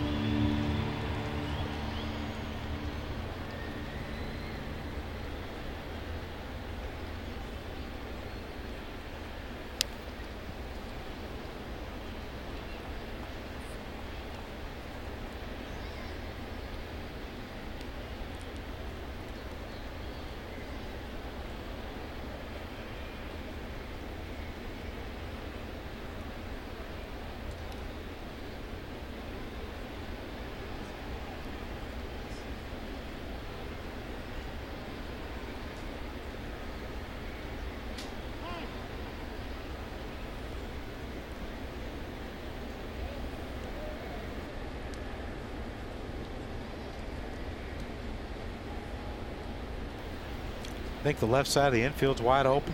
I think it's wide open.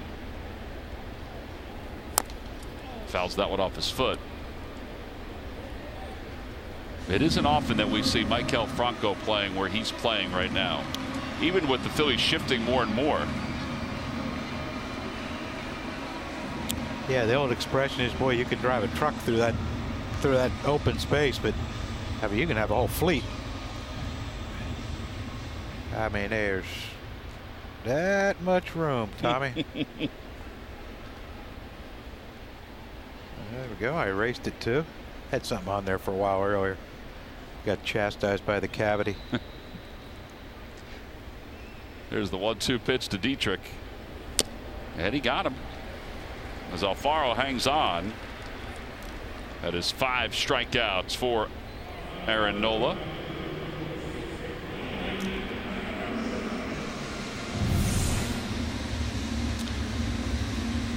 There's a good fastball running away from Dietrich and gets underneath it. Foul tips it. Alfaro holds on, and now we have 2 outs. And you know, look, at the start of this game, the way the Marlins came out in the first inning, you didn't think Aaron would get this far. Yeah, give him credit. He's allowed 1 hit since that first inning. Brian Anderson out to shortstop. And a 1-2-3 inning for Nola. Marlins go down in order here in the 5th inning. So he has really settled in. 1 hit over the last 4. We'll go to the 6th.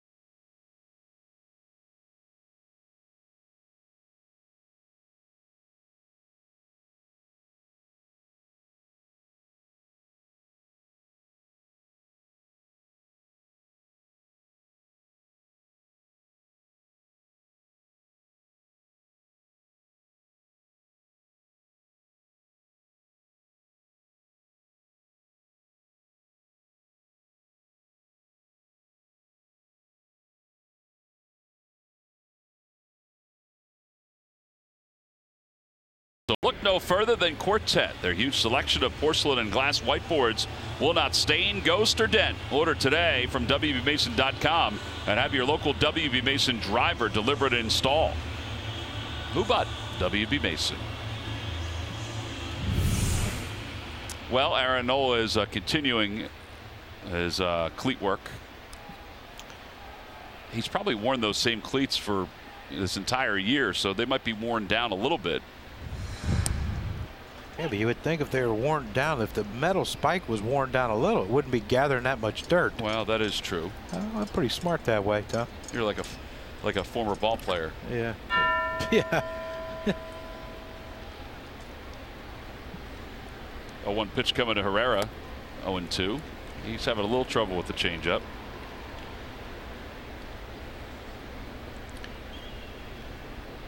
Well, it's one of those pitches that you have to try to stay on and hit the other way.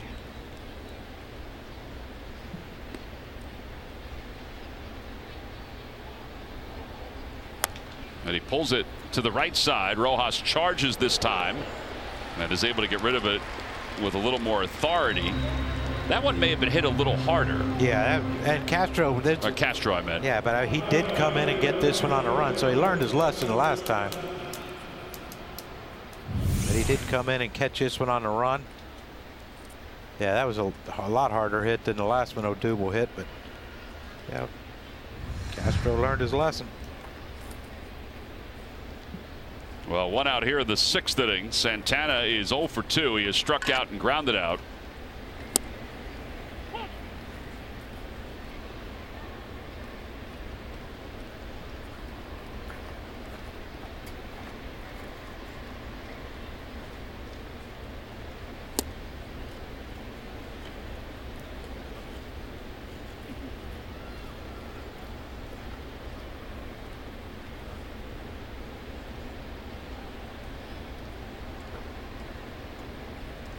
And a liner out to right field. And Anderson is able to regroup to make the catch. Time now for the Ram Truck Stump the Fans Trivia Quiz answer. All right, John, here we go. Who was the first Phillies player to hit a triple in the All-Star game? Well, after 1 or 2 or 40 guesses, I came to the conclusion that it was Michael Jack. That is true. Mike Schmidt back in 1979 in Seattle. Normally I get help from him in these situations where it could be him, but where he would text you and say, hey, you might want to think about me. Well, remember the one when we were playing the Rockies, and who was the last third baseman to consecutive years would lead the league in home runs and RBIs. Right. And he was shocked that it was him. So he offered no help there either. I was watching some highlights of that game. And I was watching a pop-up over to the left side behind the third base bag. And Schmitty was trying to make a catch on the pop-up. But wouldn't you know it, Larry Boa came over and tripped him and kind of pushed him aside. Could have been on purpose. I think that was right before the kissing bandit arrived. Morgana? Yep. See the comparisons between Richards and Aaron Nola. 2-2. This young man's been good. Yeah, he has. But, you know, we've had a couple opportunities where we missed first inning, you know, a couple guys on. Couldn't get one across last inning after Alfaro leads off with a double and a sacrifice by Aaron. Of course, it took a great play by Cameron Maben, but we couldn't get that run across. That would have been big to get that one run. Yeah. Well, it might force Don Mattingly's hand. A one run.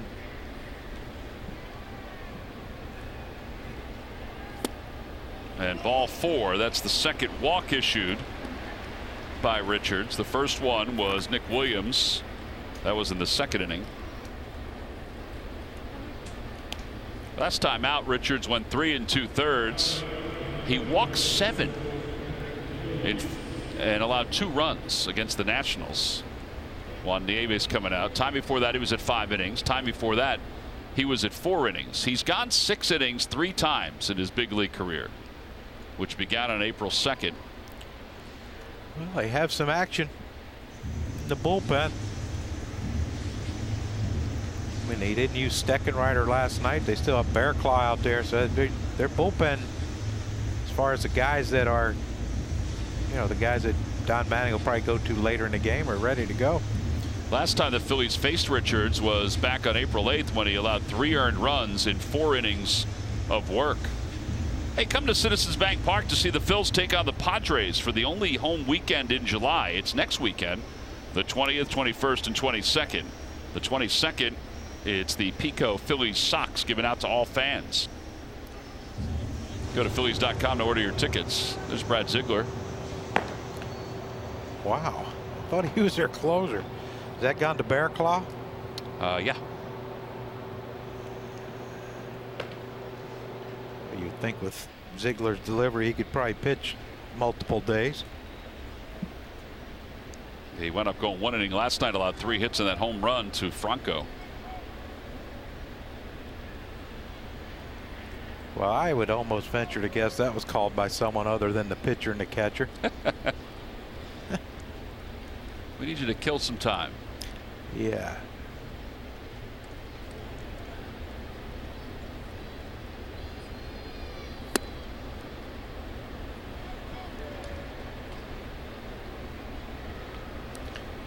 Well, I remember last year Nick hit a big home run here to left center. It almost hit the sculpture out there. Or did it hit the sculpture? That I don't remember. You want another one? Yeah. Yes, I do, Tom. As I'm sure all Phillies fans do.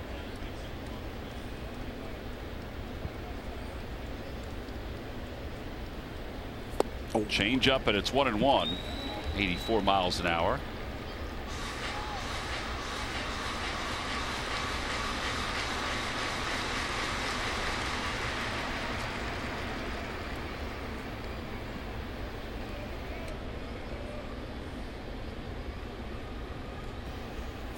Another one. Might as well throw another one. I don't blame you. Go 3 in a row.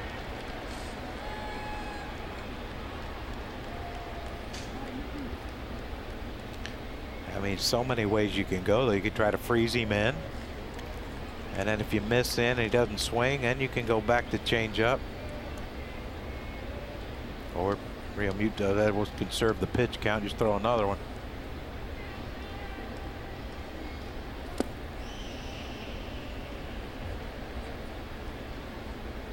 Now what?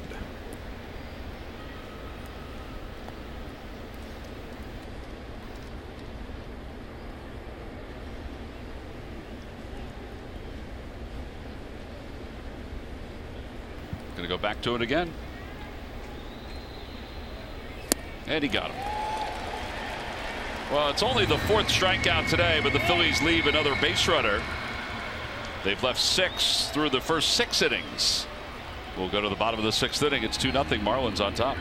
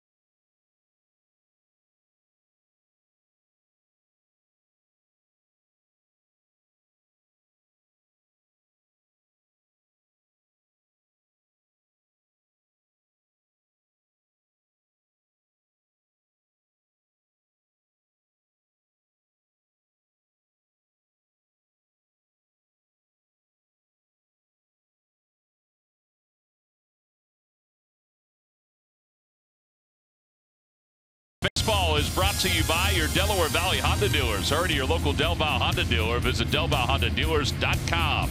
And by Jefferson Health. Call 800-JEF-NOW or visit jeffersonhealth.org. We traveled 1,797.2 miles to watch our first place Phils. 1,197.2. That's exact.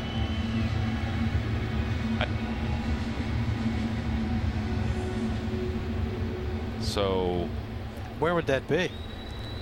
Where were the folks from before? In Illinois, right? Rockford? It ain't that far from Philly, right? 1,000 miles? I drive it every year, except not out come here. But well, how many miles do you put on? I have no idea. You know, the music goes on, the brain goes off.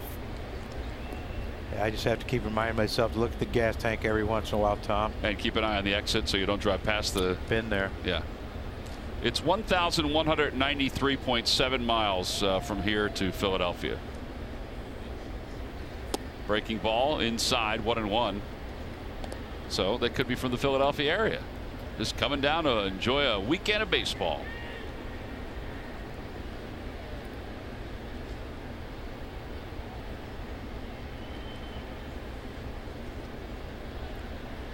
One pitch to Real Muto. Curveball, 1-2.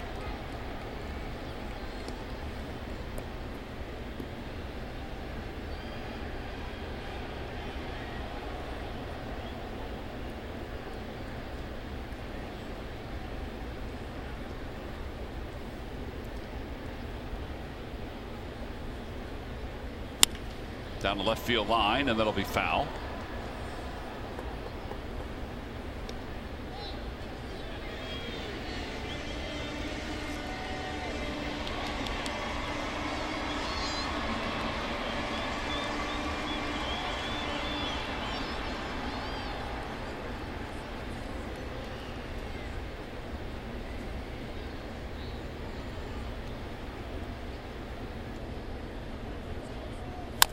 Over to third, and coming on is Franco. Had a little trouble getting it out of his glove, but has that strong arm. One out. Justin Bour's coming up. It's time for our timeless moment. Here's Murph.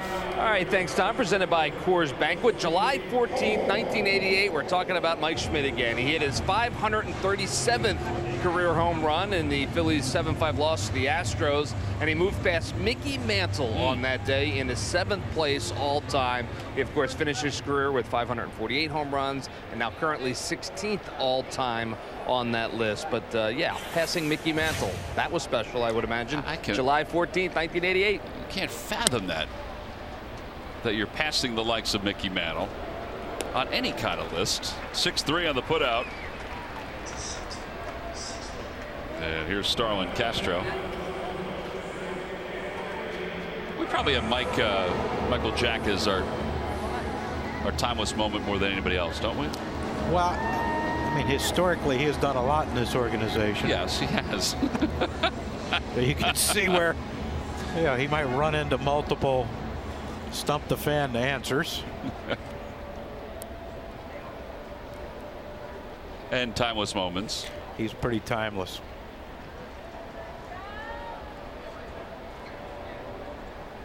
Starlin Castro is 0 for 2 with an RBI.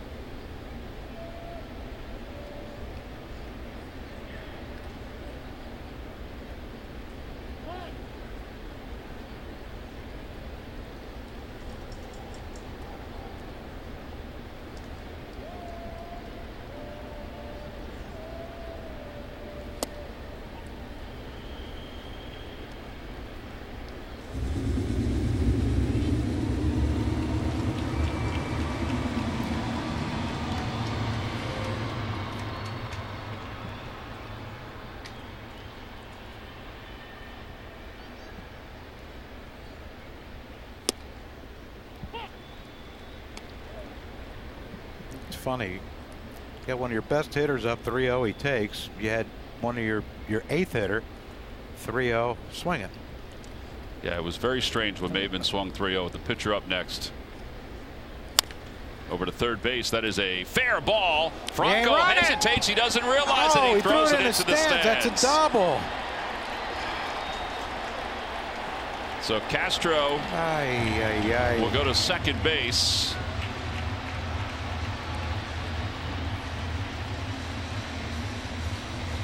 I don't know if there was no verbal signal or just the hand signal, but obviously Franco thought the third base umpire signaled it was foul.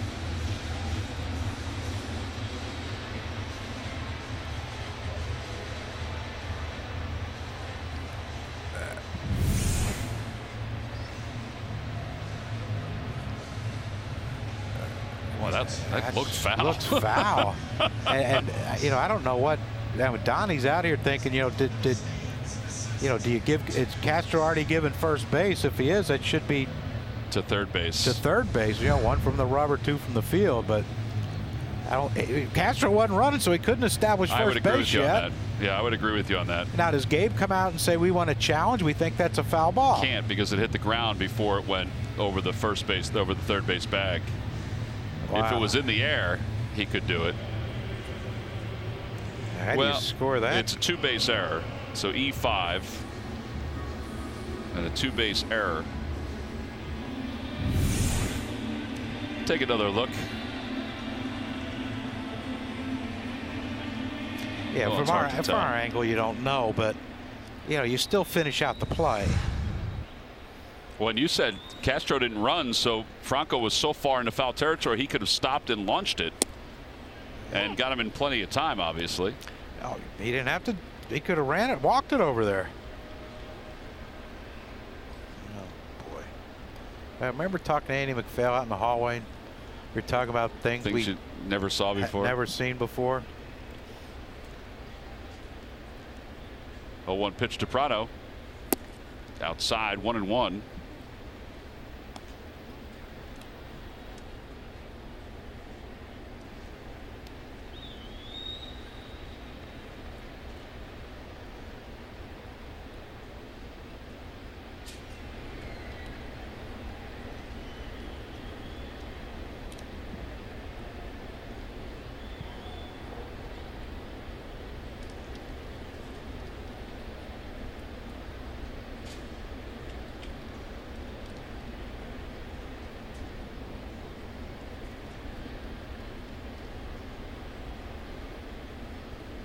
Now you got a guy with that's 2 hits already in this game.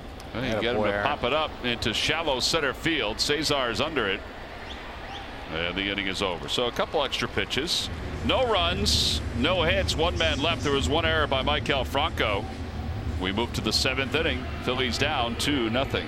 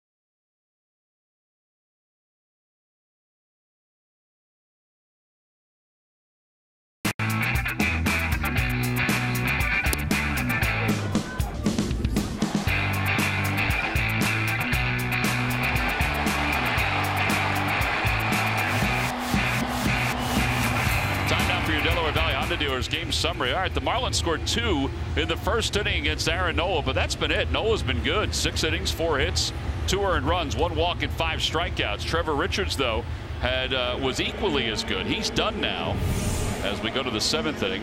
Maikel Franco back in the dugout was waiting for somebody to kind of break the ice, and he just said nobody thought that ball was foul. He's trying to explain himself. Pedro Florimon wasn't buying it. Carlos Santana wasn't buying it for a moment, and then finally started to laugh. Here's Brad Ziegler to take over for Richards, who was out of this game after allowing 4 hits and no runs. A deceptively good outing for Richards.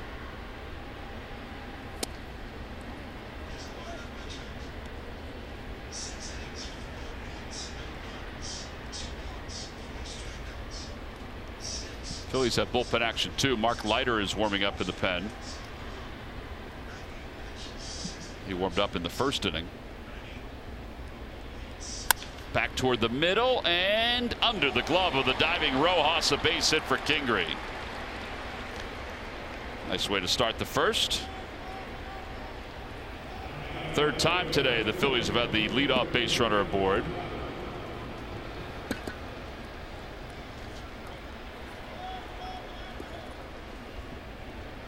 It'll be Alfaro, then Altair is in the on-deck circle for the Phils. You figured that was going to be it for Nola because his spot was due up third. Yeah, manageable pitch count really for Aaron, but you know that first inning was a lot of stressful pitches for him, and you know, nothing wrong getting him out here. The other part too is that they haven't managed a whole lot of offense. Nothing. So they probably need somebody other than him.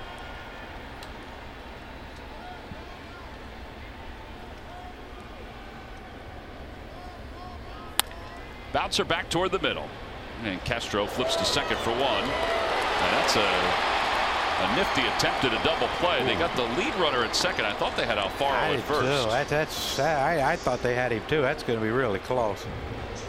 I know as soon as I saw the save clap right into the Marlins dugout and saw Don Mattingly jump right up, put the hand out. Let's take a look. Well, would you pull Altair back if this is a double play?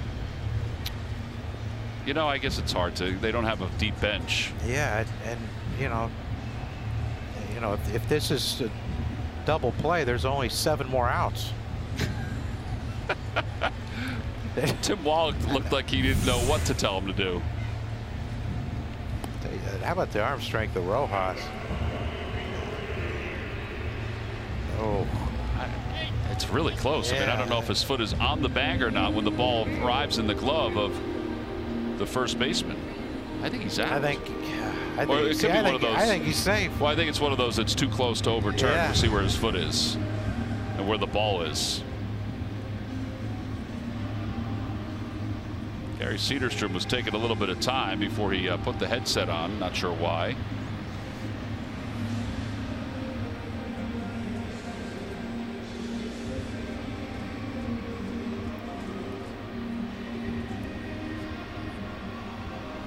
Cederstrom is to the right, and the first base umpire Todd Tishner is to the left. It is really close. Yeah, I thought one view he was out, and then I thought another one could go either way. I don't think Tim Wallach was, he really wanted to have them review it, but I guess he figured here in the 7th inning. All right, here we go. Safe. All right. Well, that's a break for the Phillies. So now you have Altair pinch hit.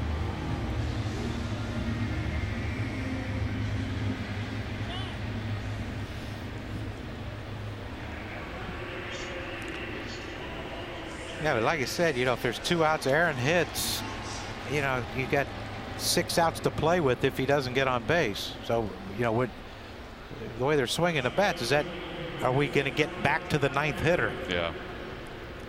But I mean, who else would he pinch hit for in our lineup right now?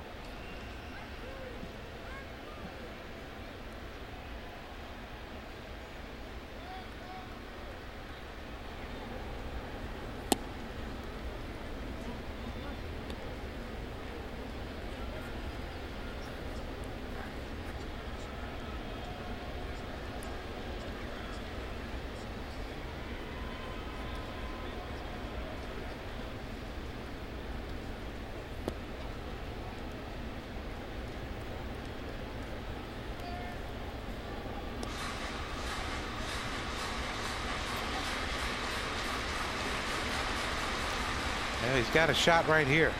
You got to first and foremost, you have to pick up the arm slot of Ziegler, and then don't miss it. Pulls that one up the third base line, foul.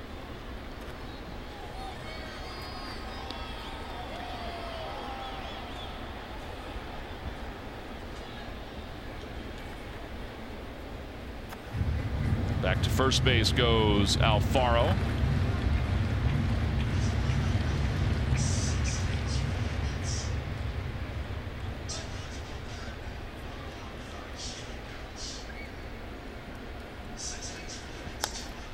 Another one dribbled foul. 2-2.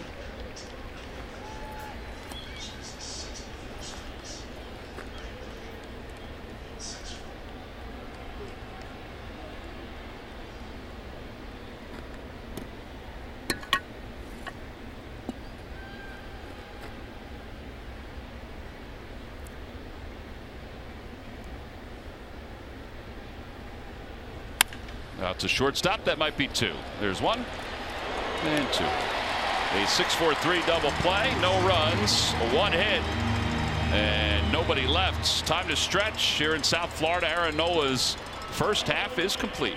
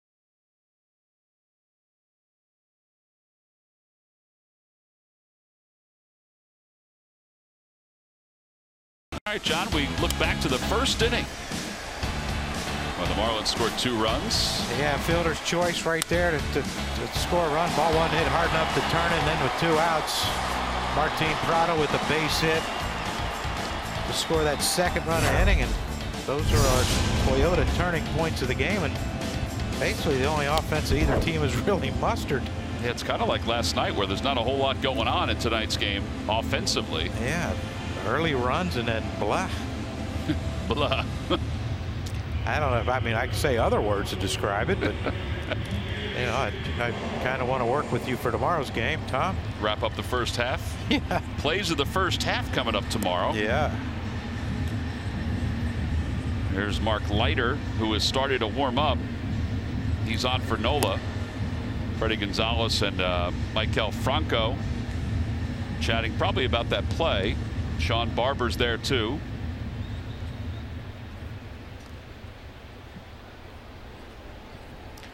Well, Freddie's bilingual. You got to help some people out over there. You know?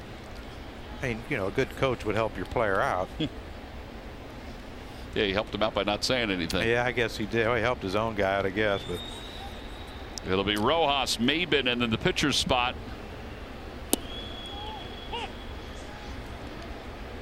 Phillies will have 2 more opportunities offensively. They'll get Steckenrider probably in the 8th inning and then Bearclaw in the 9th inning, as long as this game remains 2-0.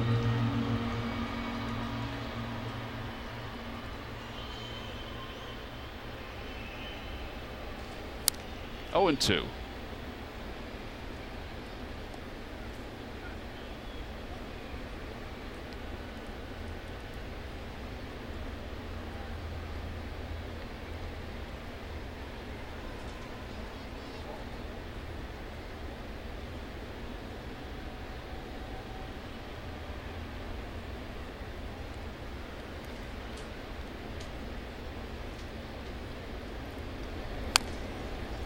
I don't know how he hit that ball. well, it's coming back.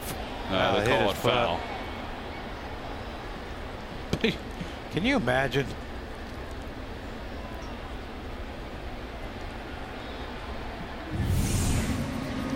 See if it hits Rojas' foot. I don't know if it hit his foot. It might have hit his knee.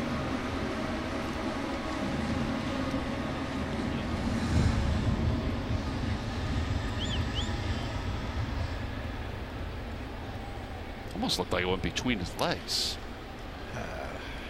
I give up. I give up on trying to figure this game out, Tom. Up and in. 1 ball, 2 strikes. Oh yeah, it hit his leg. It did look, that angle looked like it went between his legs, but it hit his front leg. Just barely. Something had to put that spin on it to make it come back into fair territory.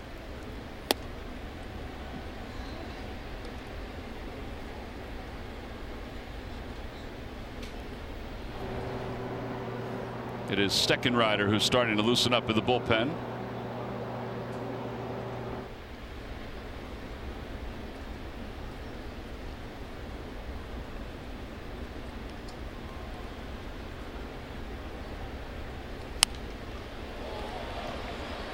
Hit that one behind him.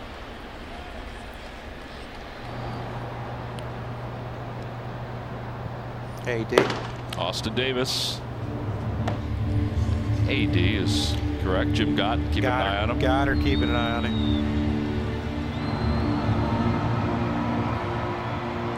Mesmerized on the feet of Austin Davis apparently is Goddard. He's so good with people, Jim Gott. Oh. He must have been an unbelievable pitching coordinator because he meets so many different players. There's a line drive caught by Cesar, high in the air. 1 out here in the 7th inning. Not a baby. That's huge. First hitter of the inning. Rob him of a base hit. I don't know if that ball would have gotten into the gap. Odubel's over there shaded. It would have been a single, but you know, you keep the leadoff hitter off base to start the inning. You know, now Mark Leiter take a little breath here and try to get 8 and 9 and hopefully get the Phillies bats going at some point. Yeah, they've got Garrett Cooper, the Marlins, due on deck with the number 8 hitter here. Coop. They probably call him Coop. Probably call him Coop.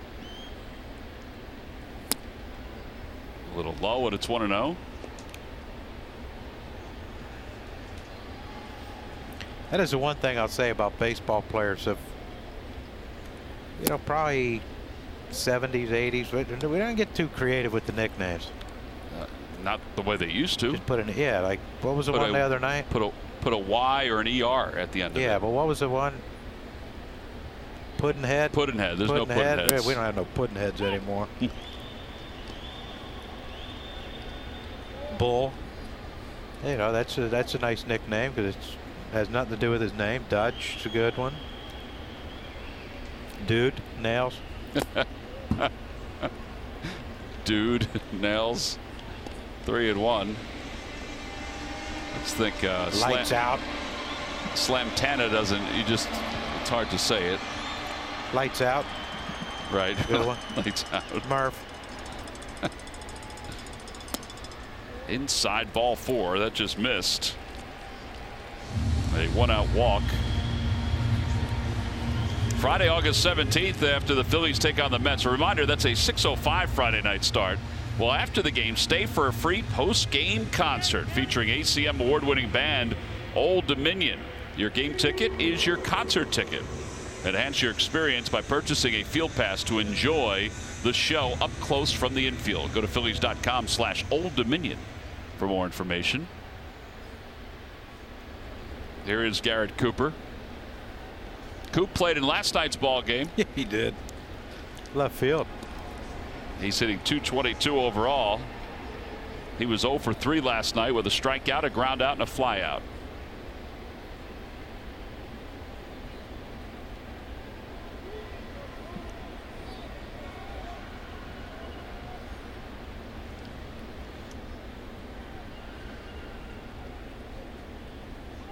Runner goes, pitches a strike, throw to second base is not in time. Unfortunately, Maven had a great jump. Huge jump off Mark Leiter. And Alfaro. Like they had the gun on that one. I mean, that was, he threw a rocket down there. I mean, you look at Maven, he's over halfway there before that ball gets to home plate. Not even close.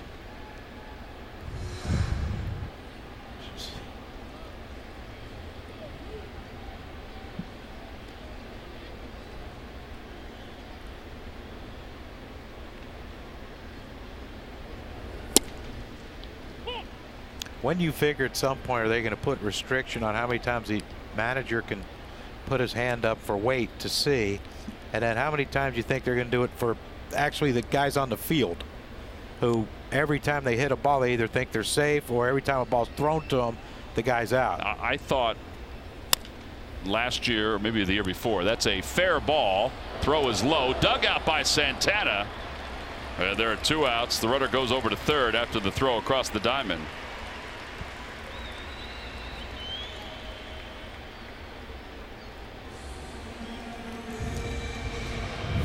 And here's Dietrich. And Gabe Kapler's going out.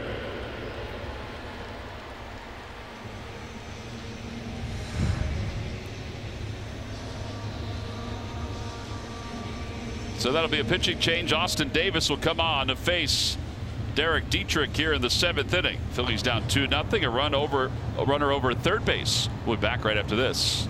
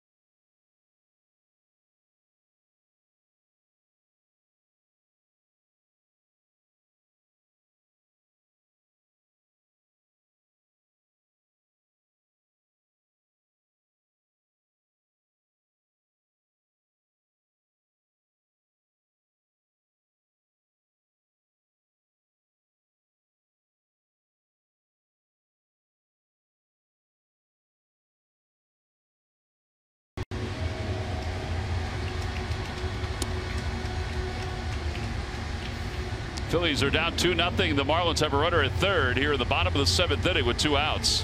Every time a Phillies pitcher records a pitch of 95 miles per hour or more, Comcast will make a contribution to Phillies charities. Phillies baseball is brought to you by Xfinity, the fastest internet in Philadelphia. I could not get my dog to sit like that at all.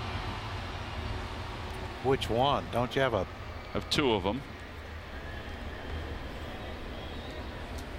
One definitely wouldn't, the boxer, as Dietrich takes a strike. 0-1. Austin Davis 3.72 ERA.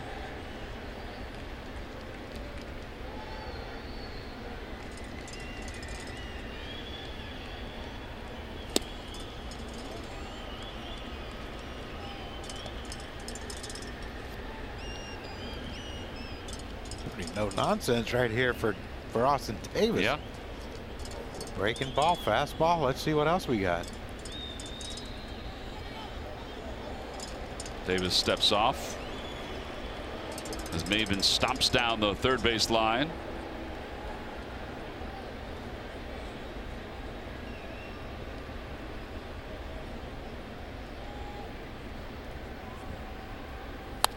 Down the right field line, it is a foul ball. And it remains 0-2.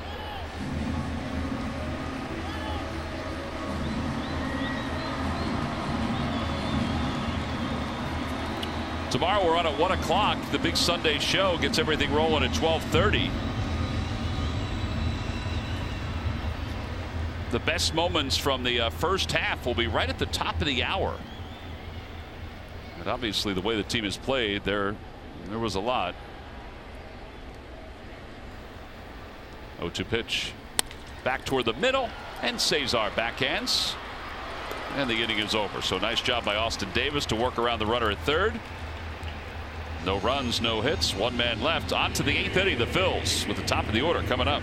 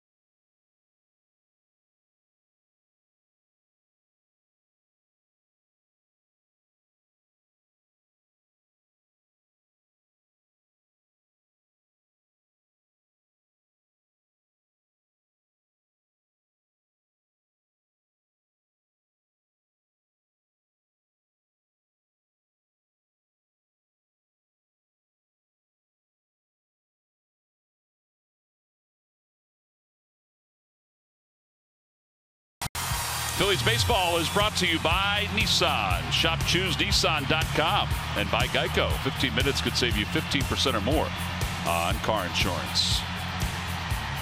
From South Florida, where the Phillies trail at 2-0, we go to the top of the 8th inning. Changes for the Marlins. Garrett Cooper stays in the ballgame to play left field. And that seems to be the only change. Drew Steckenrider is in to pitch, a 3.46 ERA.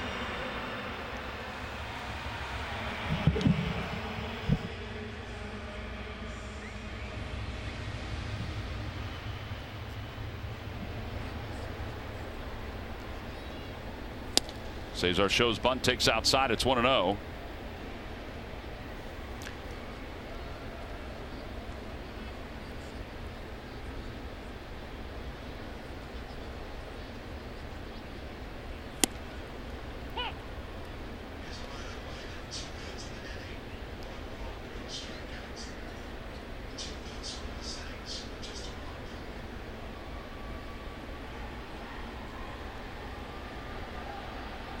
Over to third, a base hit. Cesar goes the other way, nice and easy. And that'll bring Rhys Hoskins up. Let's check in with Greg Murphy with the Major League Notebook. Murph. All right, thank you, Tom. Brought to you by the University of Maryland, University College. The Atlanta Braves are dealing with an injury in their bullpen. Arodys Vizcaíno is headed back to the disabled list for the second time this year. The closer is headed there. He's got a sore shoulder. Vizcaíno has 15 saves in 17 chances this year. And the Red Sox, Xander Bogaerts, well, he has done it again. Today, he walked the Red Sox off in Grand Slam fashion. It's his third walk-off hit of the season, and it's the first Grand Slam walk-off for the Red Sox since way back in the year 2000 when Rico Brogna did it. He was the last Red Sox to do it, but they walk it off today to the Red Sox, and they keep on winning. That team is playing very, very well right now. Yeah, they are. It is remarkable. Here's Hoskins, who is 2 for 3 today. Inside, 2-0. I'd like to see him hit that same ball he hit when Maben robbed him, and maybe just either a little further or a little lower on the line. Watch Cesar run, put Rhys in scoring position, manufacture one. Popped up. Get out. Out of play. 2-1.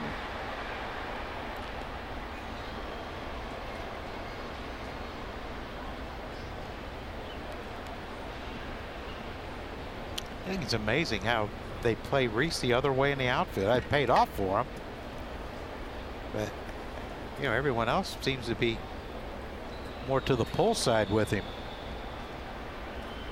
Inside corner. Oh boy, 2-2. Well, Eric Cooper's been pretty good today, so tough to gripe.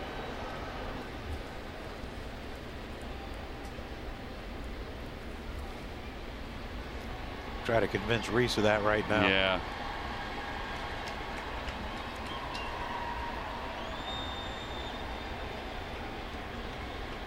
Two pitch. Out in left field. It's not deep, or actually on the rim of the infield. And the shortstop Rojas puts it away.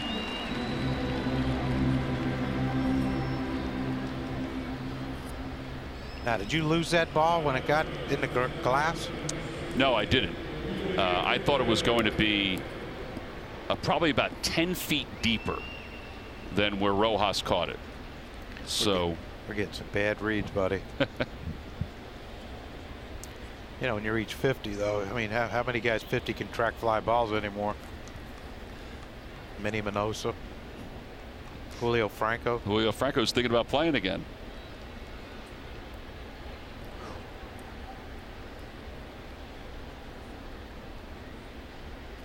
Come on, Odubel.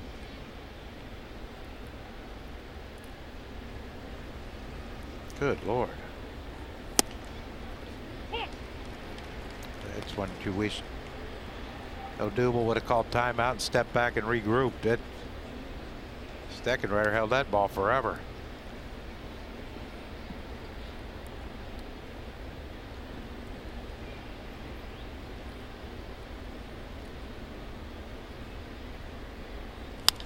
Foul ball.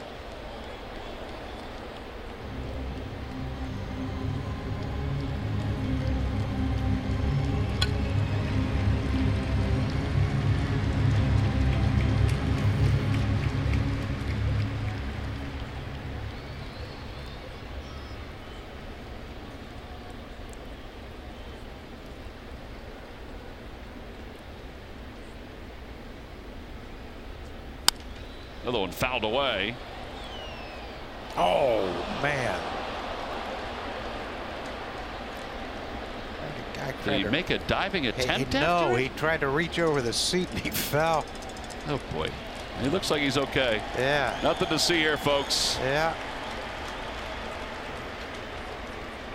And don't forget your phone and your whatever else you have there.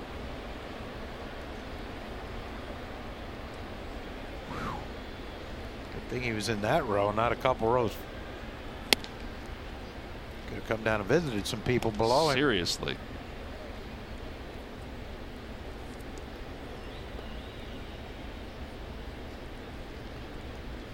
All right, Odubel, back on track here.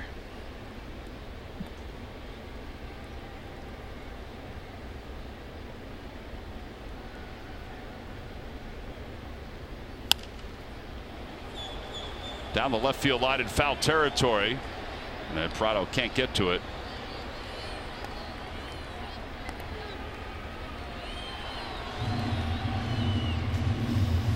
Following the ballgame, Rob Ellis and Ben Davis will be standing by. They'll talk about Aaron Nola's rough start and then the fact that he settled down for 6 innings, and he really did. Plus, they'll discuss the Phils' lack of offense against Trevor Richards, who was really good with his changeup here today. And how the bullpen will fare in today's ball game. So far, so good.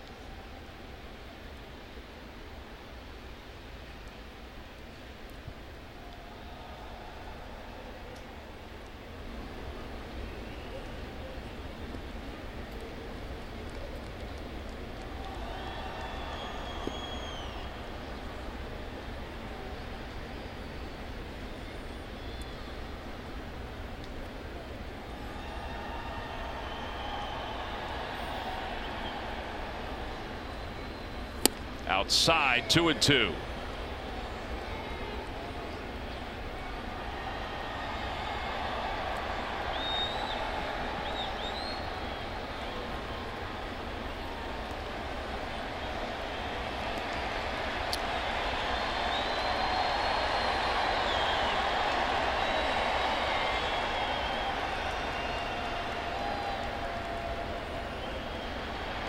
Little wave going, Tom.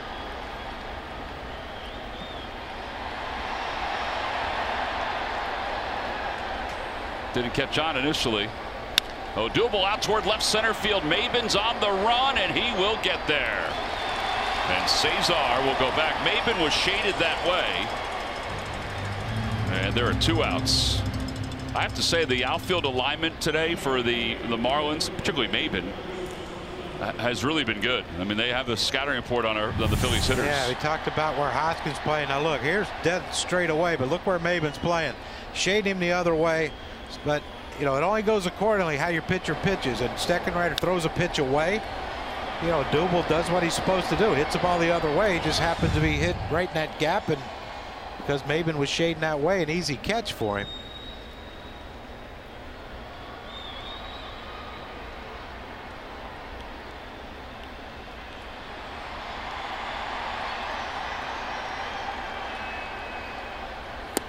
Santana takes low.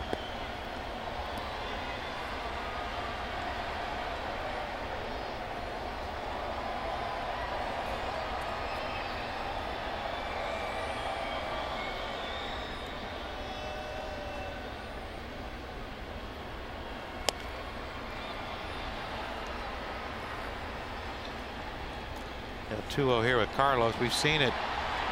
Yeah, pretty much just every at bat with him. Even when Richards is pitching, you know, that fastball in and he doesn't look like he's picking it up well. I think I'd sell out right here in. They look like they want to go away, but man,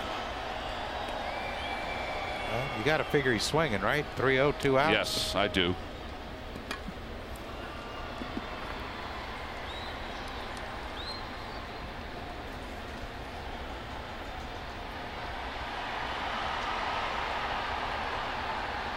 And he pulls it down the right field line. It is a foul ball.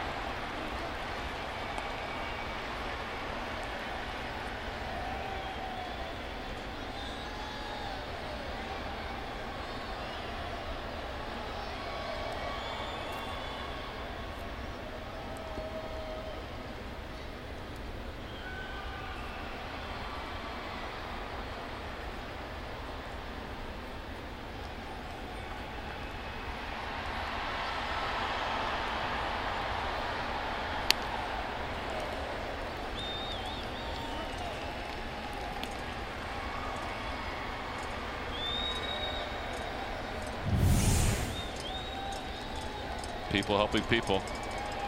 Oh man, we'll get that later on. Someone's getting it now. Oh yeah.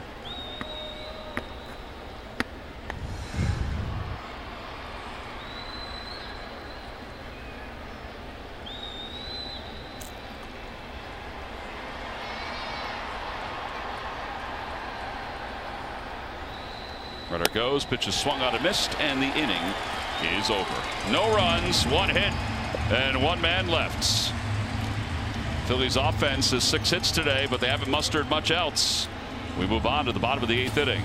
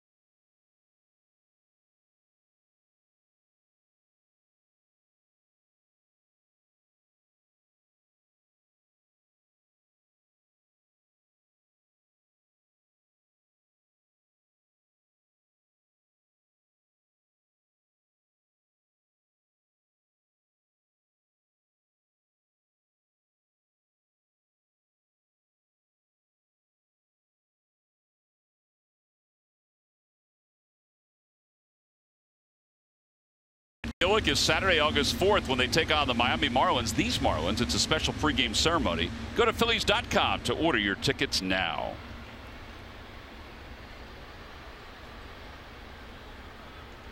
John, the Phillies have had the lead. Holy cow, look at the size of that dog. Goodness, hope they had to get that one 2 tickets probably. What kind of dog is that? I mean, his head's bigger than that other dog. Entire thing. That is a big dog. He would be able to eat her head. Not now. Look at the size of a little slice of heaven for the dog right now. They're gonna get Murph to come rub behind my ears. That is a giant dog. No kidding. I mean, you saw that dog out in the field, you'd think one of the cows got loose. That's exactly right. What do you think that is? A Great Dane? I have no idea. I'd say it goes in the big family. It definitely does that. Fly ball out around second base. Cesar's under it.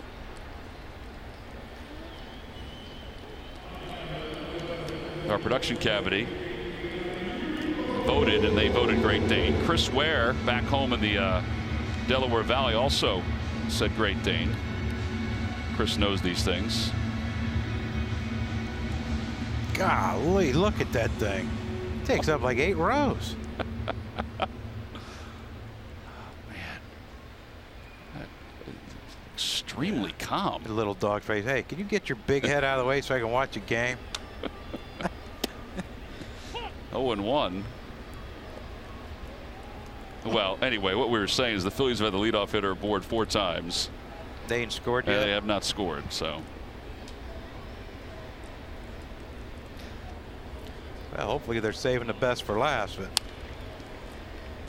I mean, it's worked out perfect for Mattingly. You get 6 innings from Richards. You get Ziegler for 1 and Steckenridge for 1, and now you go to your closer.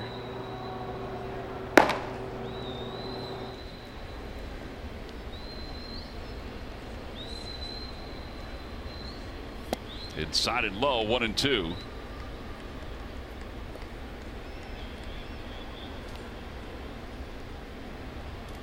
Yeah, the offense the last couple games have been a little stagnant. Yes. Well, half the Orioles game too. I mean, you know, they jumped early on the Orioles, took a big lead, and then kind of just shut it down. Well, Real Muto's hit by that pitch.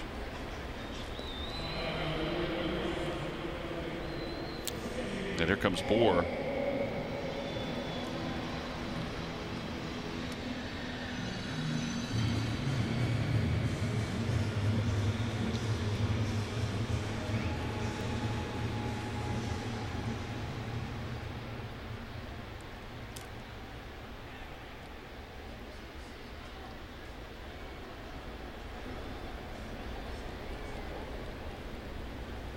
There's his fastball for a strike.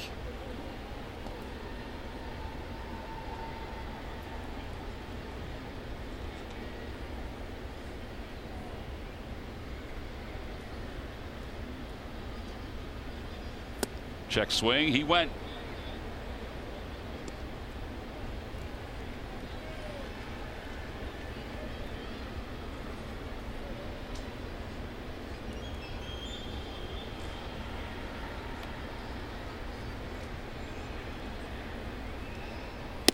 Oh, good pitch on the inside corner. Strike 3 called. Austin Davis has made himself some big pitches here. Good morning, good afternoon, good night. It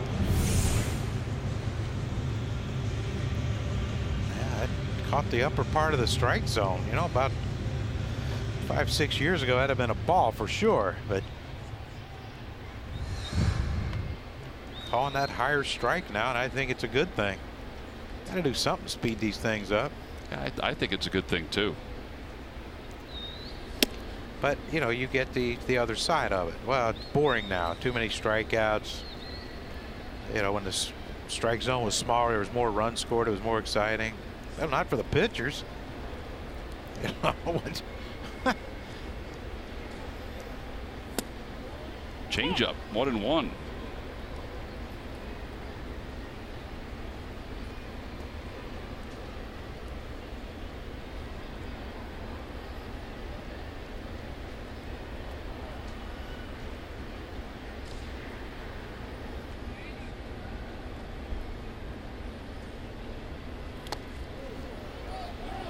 Runner goes. Throw to second base is. wow. That's a strong throw. Cesar says take a peek at it. I can't believe that Alfaro made that close. But that's 2. Remember the one in Pittsburgh with Starling Marte running? Yes. And that ball hit off the backstop and bounced back to him, and he almost threw him out. And this one. But I mean, watch the throw though. Watch the accuracy. But watch the arm angle. I mean, this isn't straight over top. This is off to the side, falling backwards toward the Marlins dugout, and he threw a dart. Yeah, the Phillies were thinking about reviewing it, but they realized that Real Muto went in.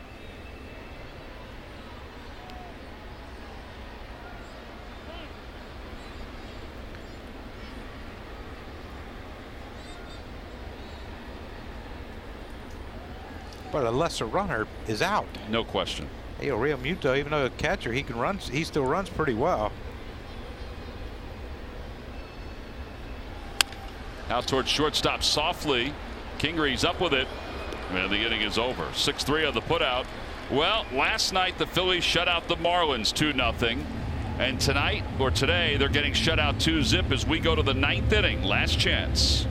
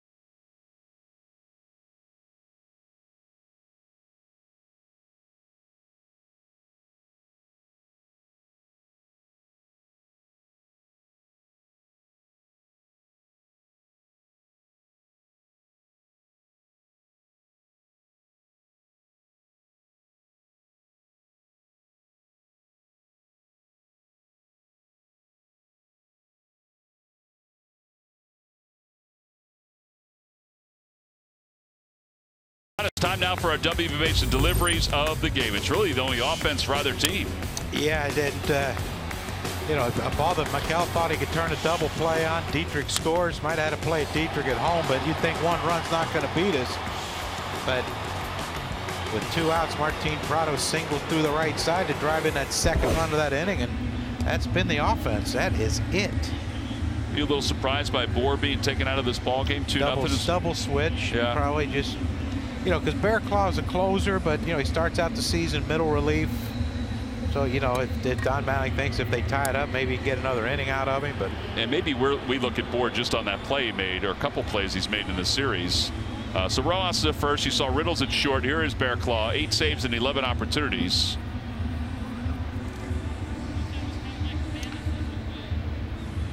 Steckenrider goes 1, allows 1 hit. Both bullpens have been good today.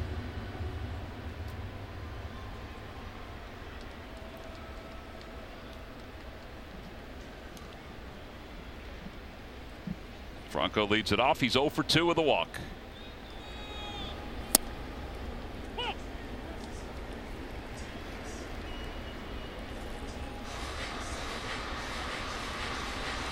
A little bigger crowd today, over 14,000 on hands.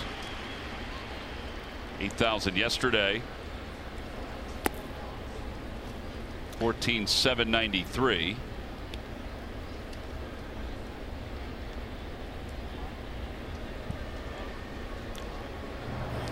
Ramos warming up in the Phillies bullpen.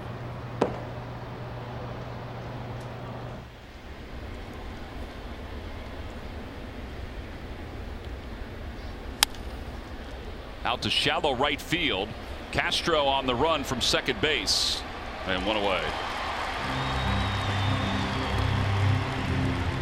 And here's Nick Williams. You got to get one on and get someone to pop one, but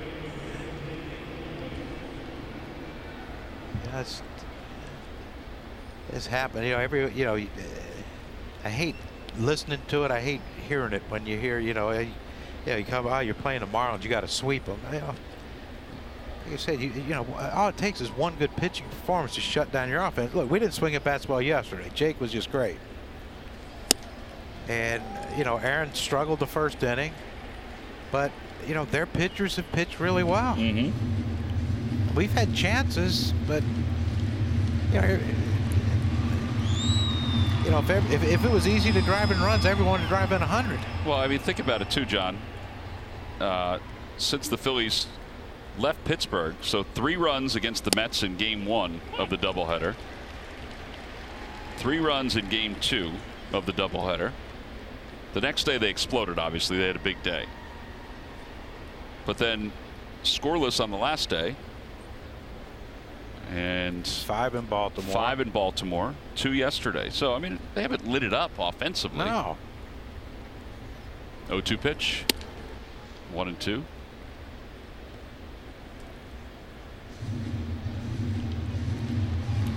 By the way, around the National League, Mets are on top of the Nats 7-4 in the 9th. And the Diamondbacks lead the Braves 3-0 in the bottom of the 9th inning. That game in Atlanta. Over to the right side. Rojas flips to Bearclaw. 3-1 in the putout. And the Phillies down to their final out. Here in the 9th inning.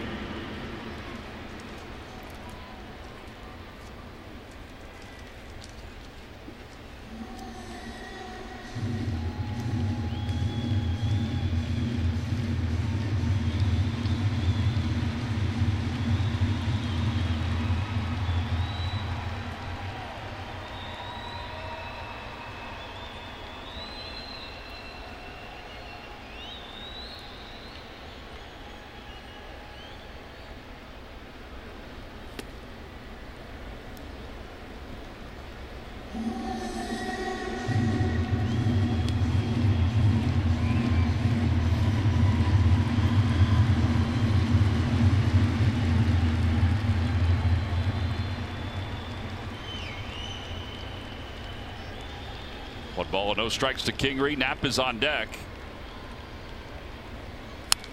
That one's popped up foul near us. And it's 1 ball and 1 strike. Wasn't it that hard? I saw you trying to reach for that one. Wasn't it that hard? I got a good read at that one. Better than normal.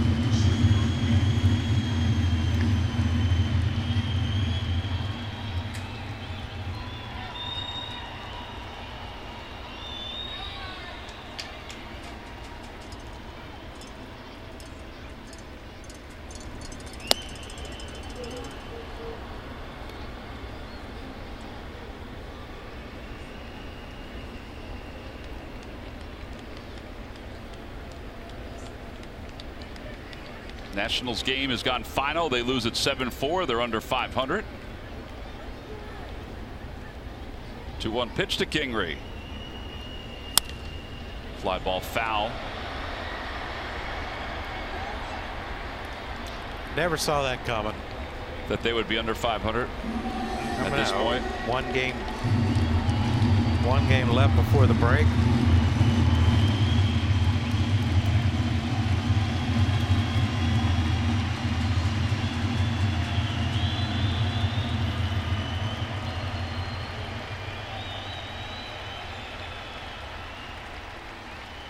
The 2-2 pitch now to Kingery. And he stays alive, spoils it foul.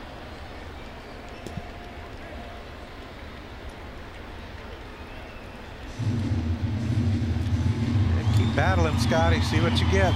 Get on base.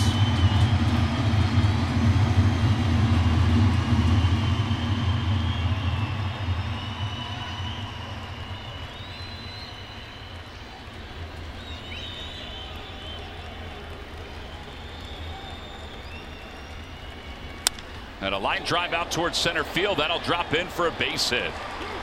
And Kingery's aboard with his second hit of the day. And it does bring the potential tying run up. And it's Andrew Knapp that's going to be up to pinch hit for Jorge Alfaro.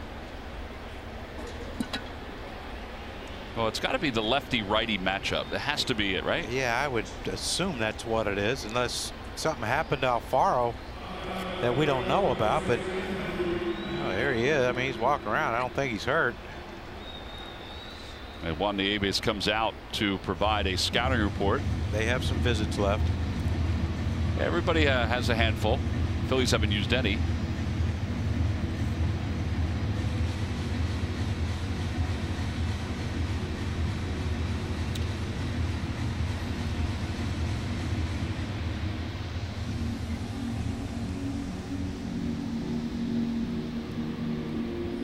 Well, Bear Claw does feature a slider and a changeup. Slider would neutralize the right-handed hitter, and Alfaro, the changeup, would neutralize the lefty and Knapp.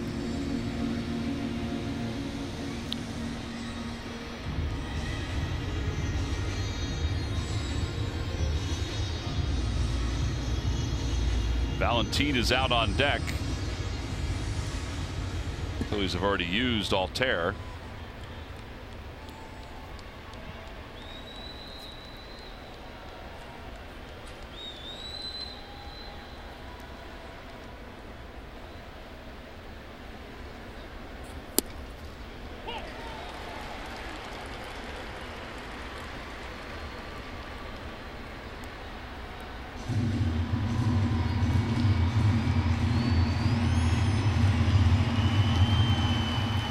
Andrew does have the pinch hit home run earlier this year. 3 for 12 in this spot. No balls and 1 strike. Outside, 1-1.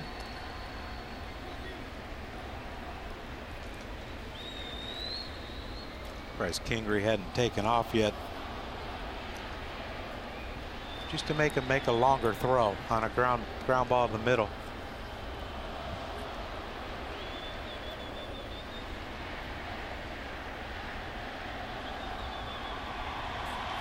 Change up, and it's 1-2.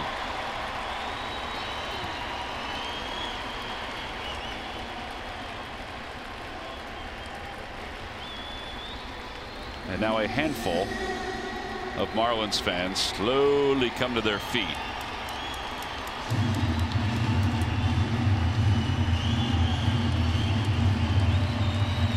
One and 2 to Knapp.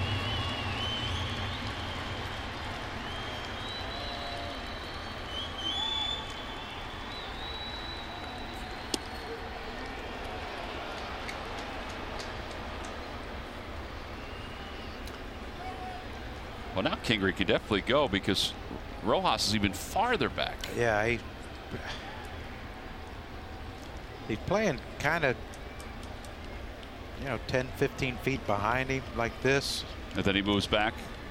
Yeah, as soon as Bear Claw comes set, then he'll back up, but.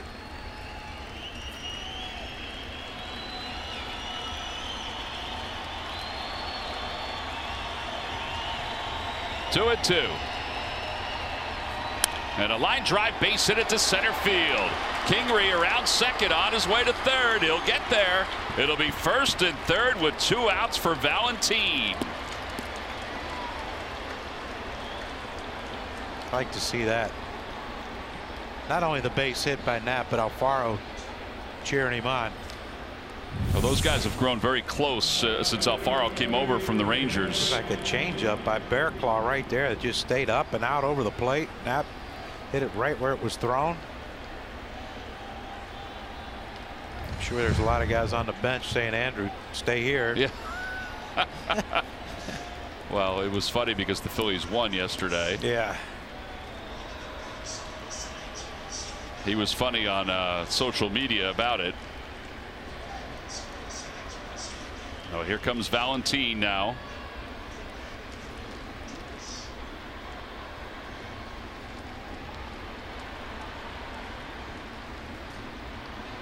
Valentin takes low. It's 1-0. Phillies are 0 for 4 with runners in scoring position today.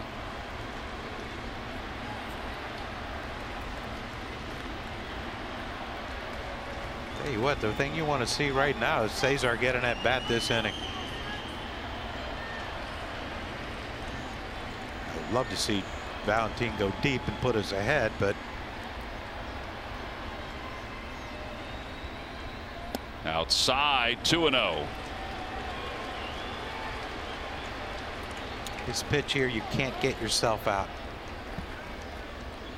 You cannot. It either take it for a strike if it's not exactly where you want it, but if it is, don't hesitate. Inside, 3-0.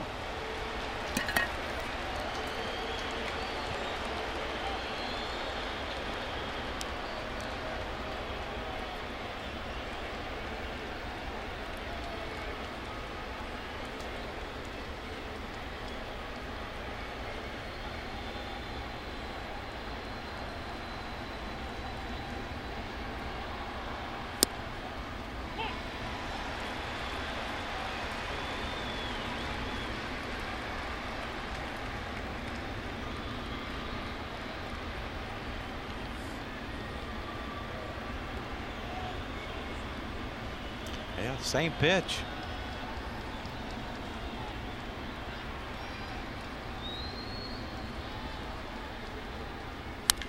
Fly ball left field toward the line. Long run for the infielders in foul territory, and Riddle makes the basket catch, and the ball game is over. Well, the Phils made a little noise in the 9th inning. They made some noise throughout the ball game with 8 hits, but just not enough as they are shut out today, 2-0. Their lead in the division remains at a game and a half because the Braves have lost to the Diamondbacks. They've been shut out for the 8th time in 10 games. And the Nationals lost to the Mets, so they're still 6.5 games back. But the Marlins get the upper hand this afternoon.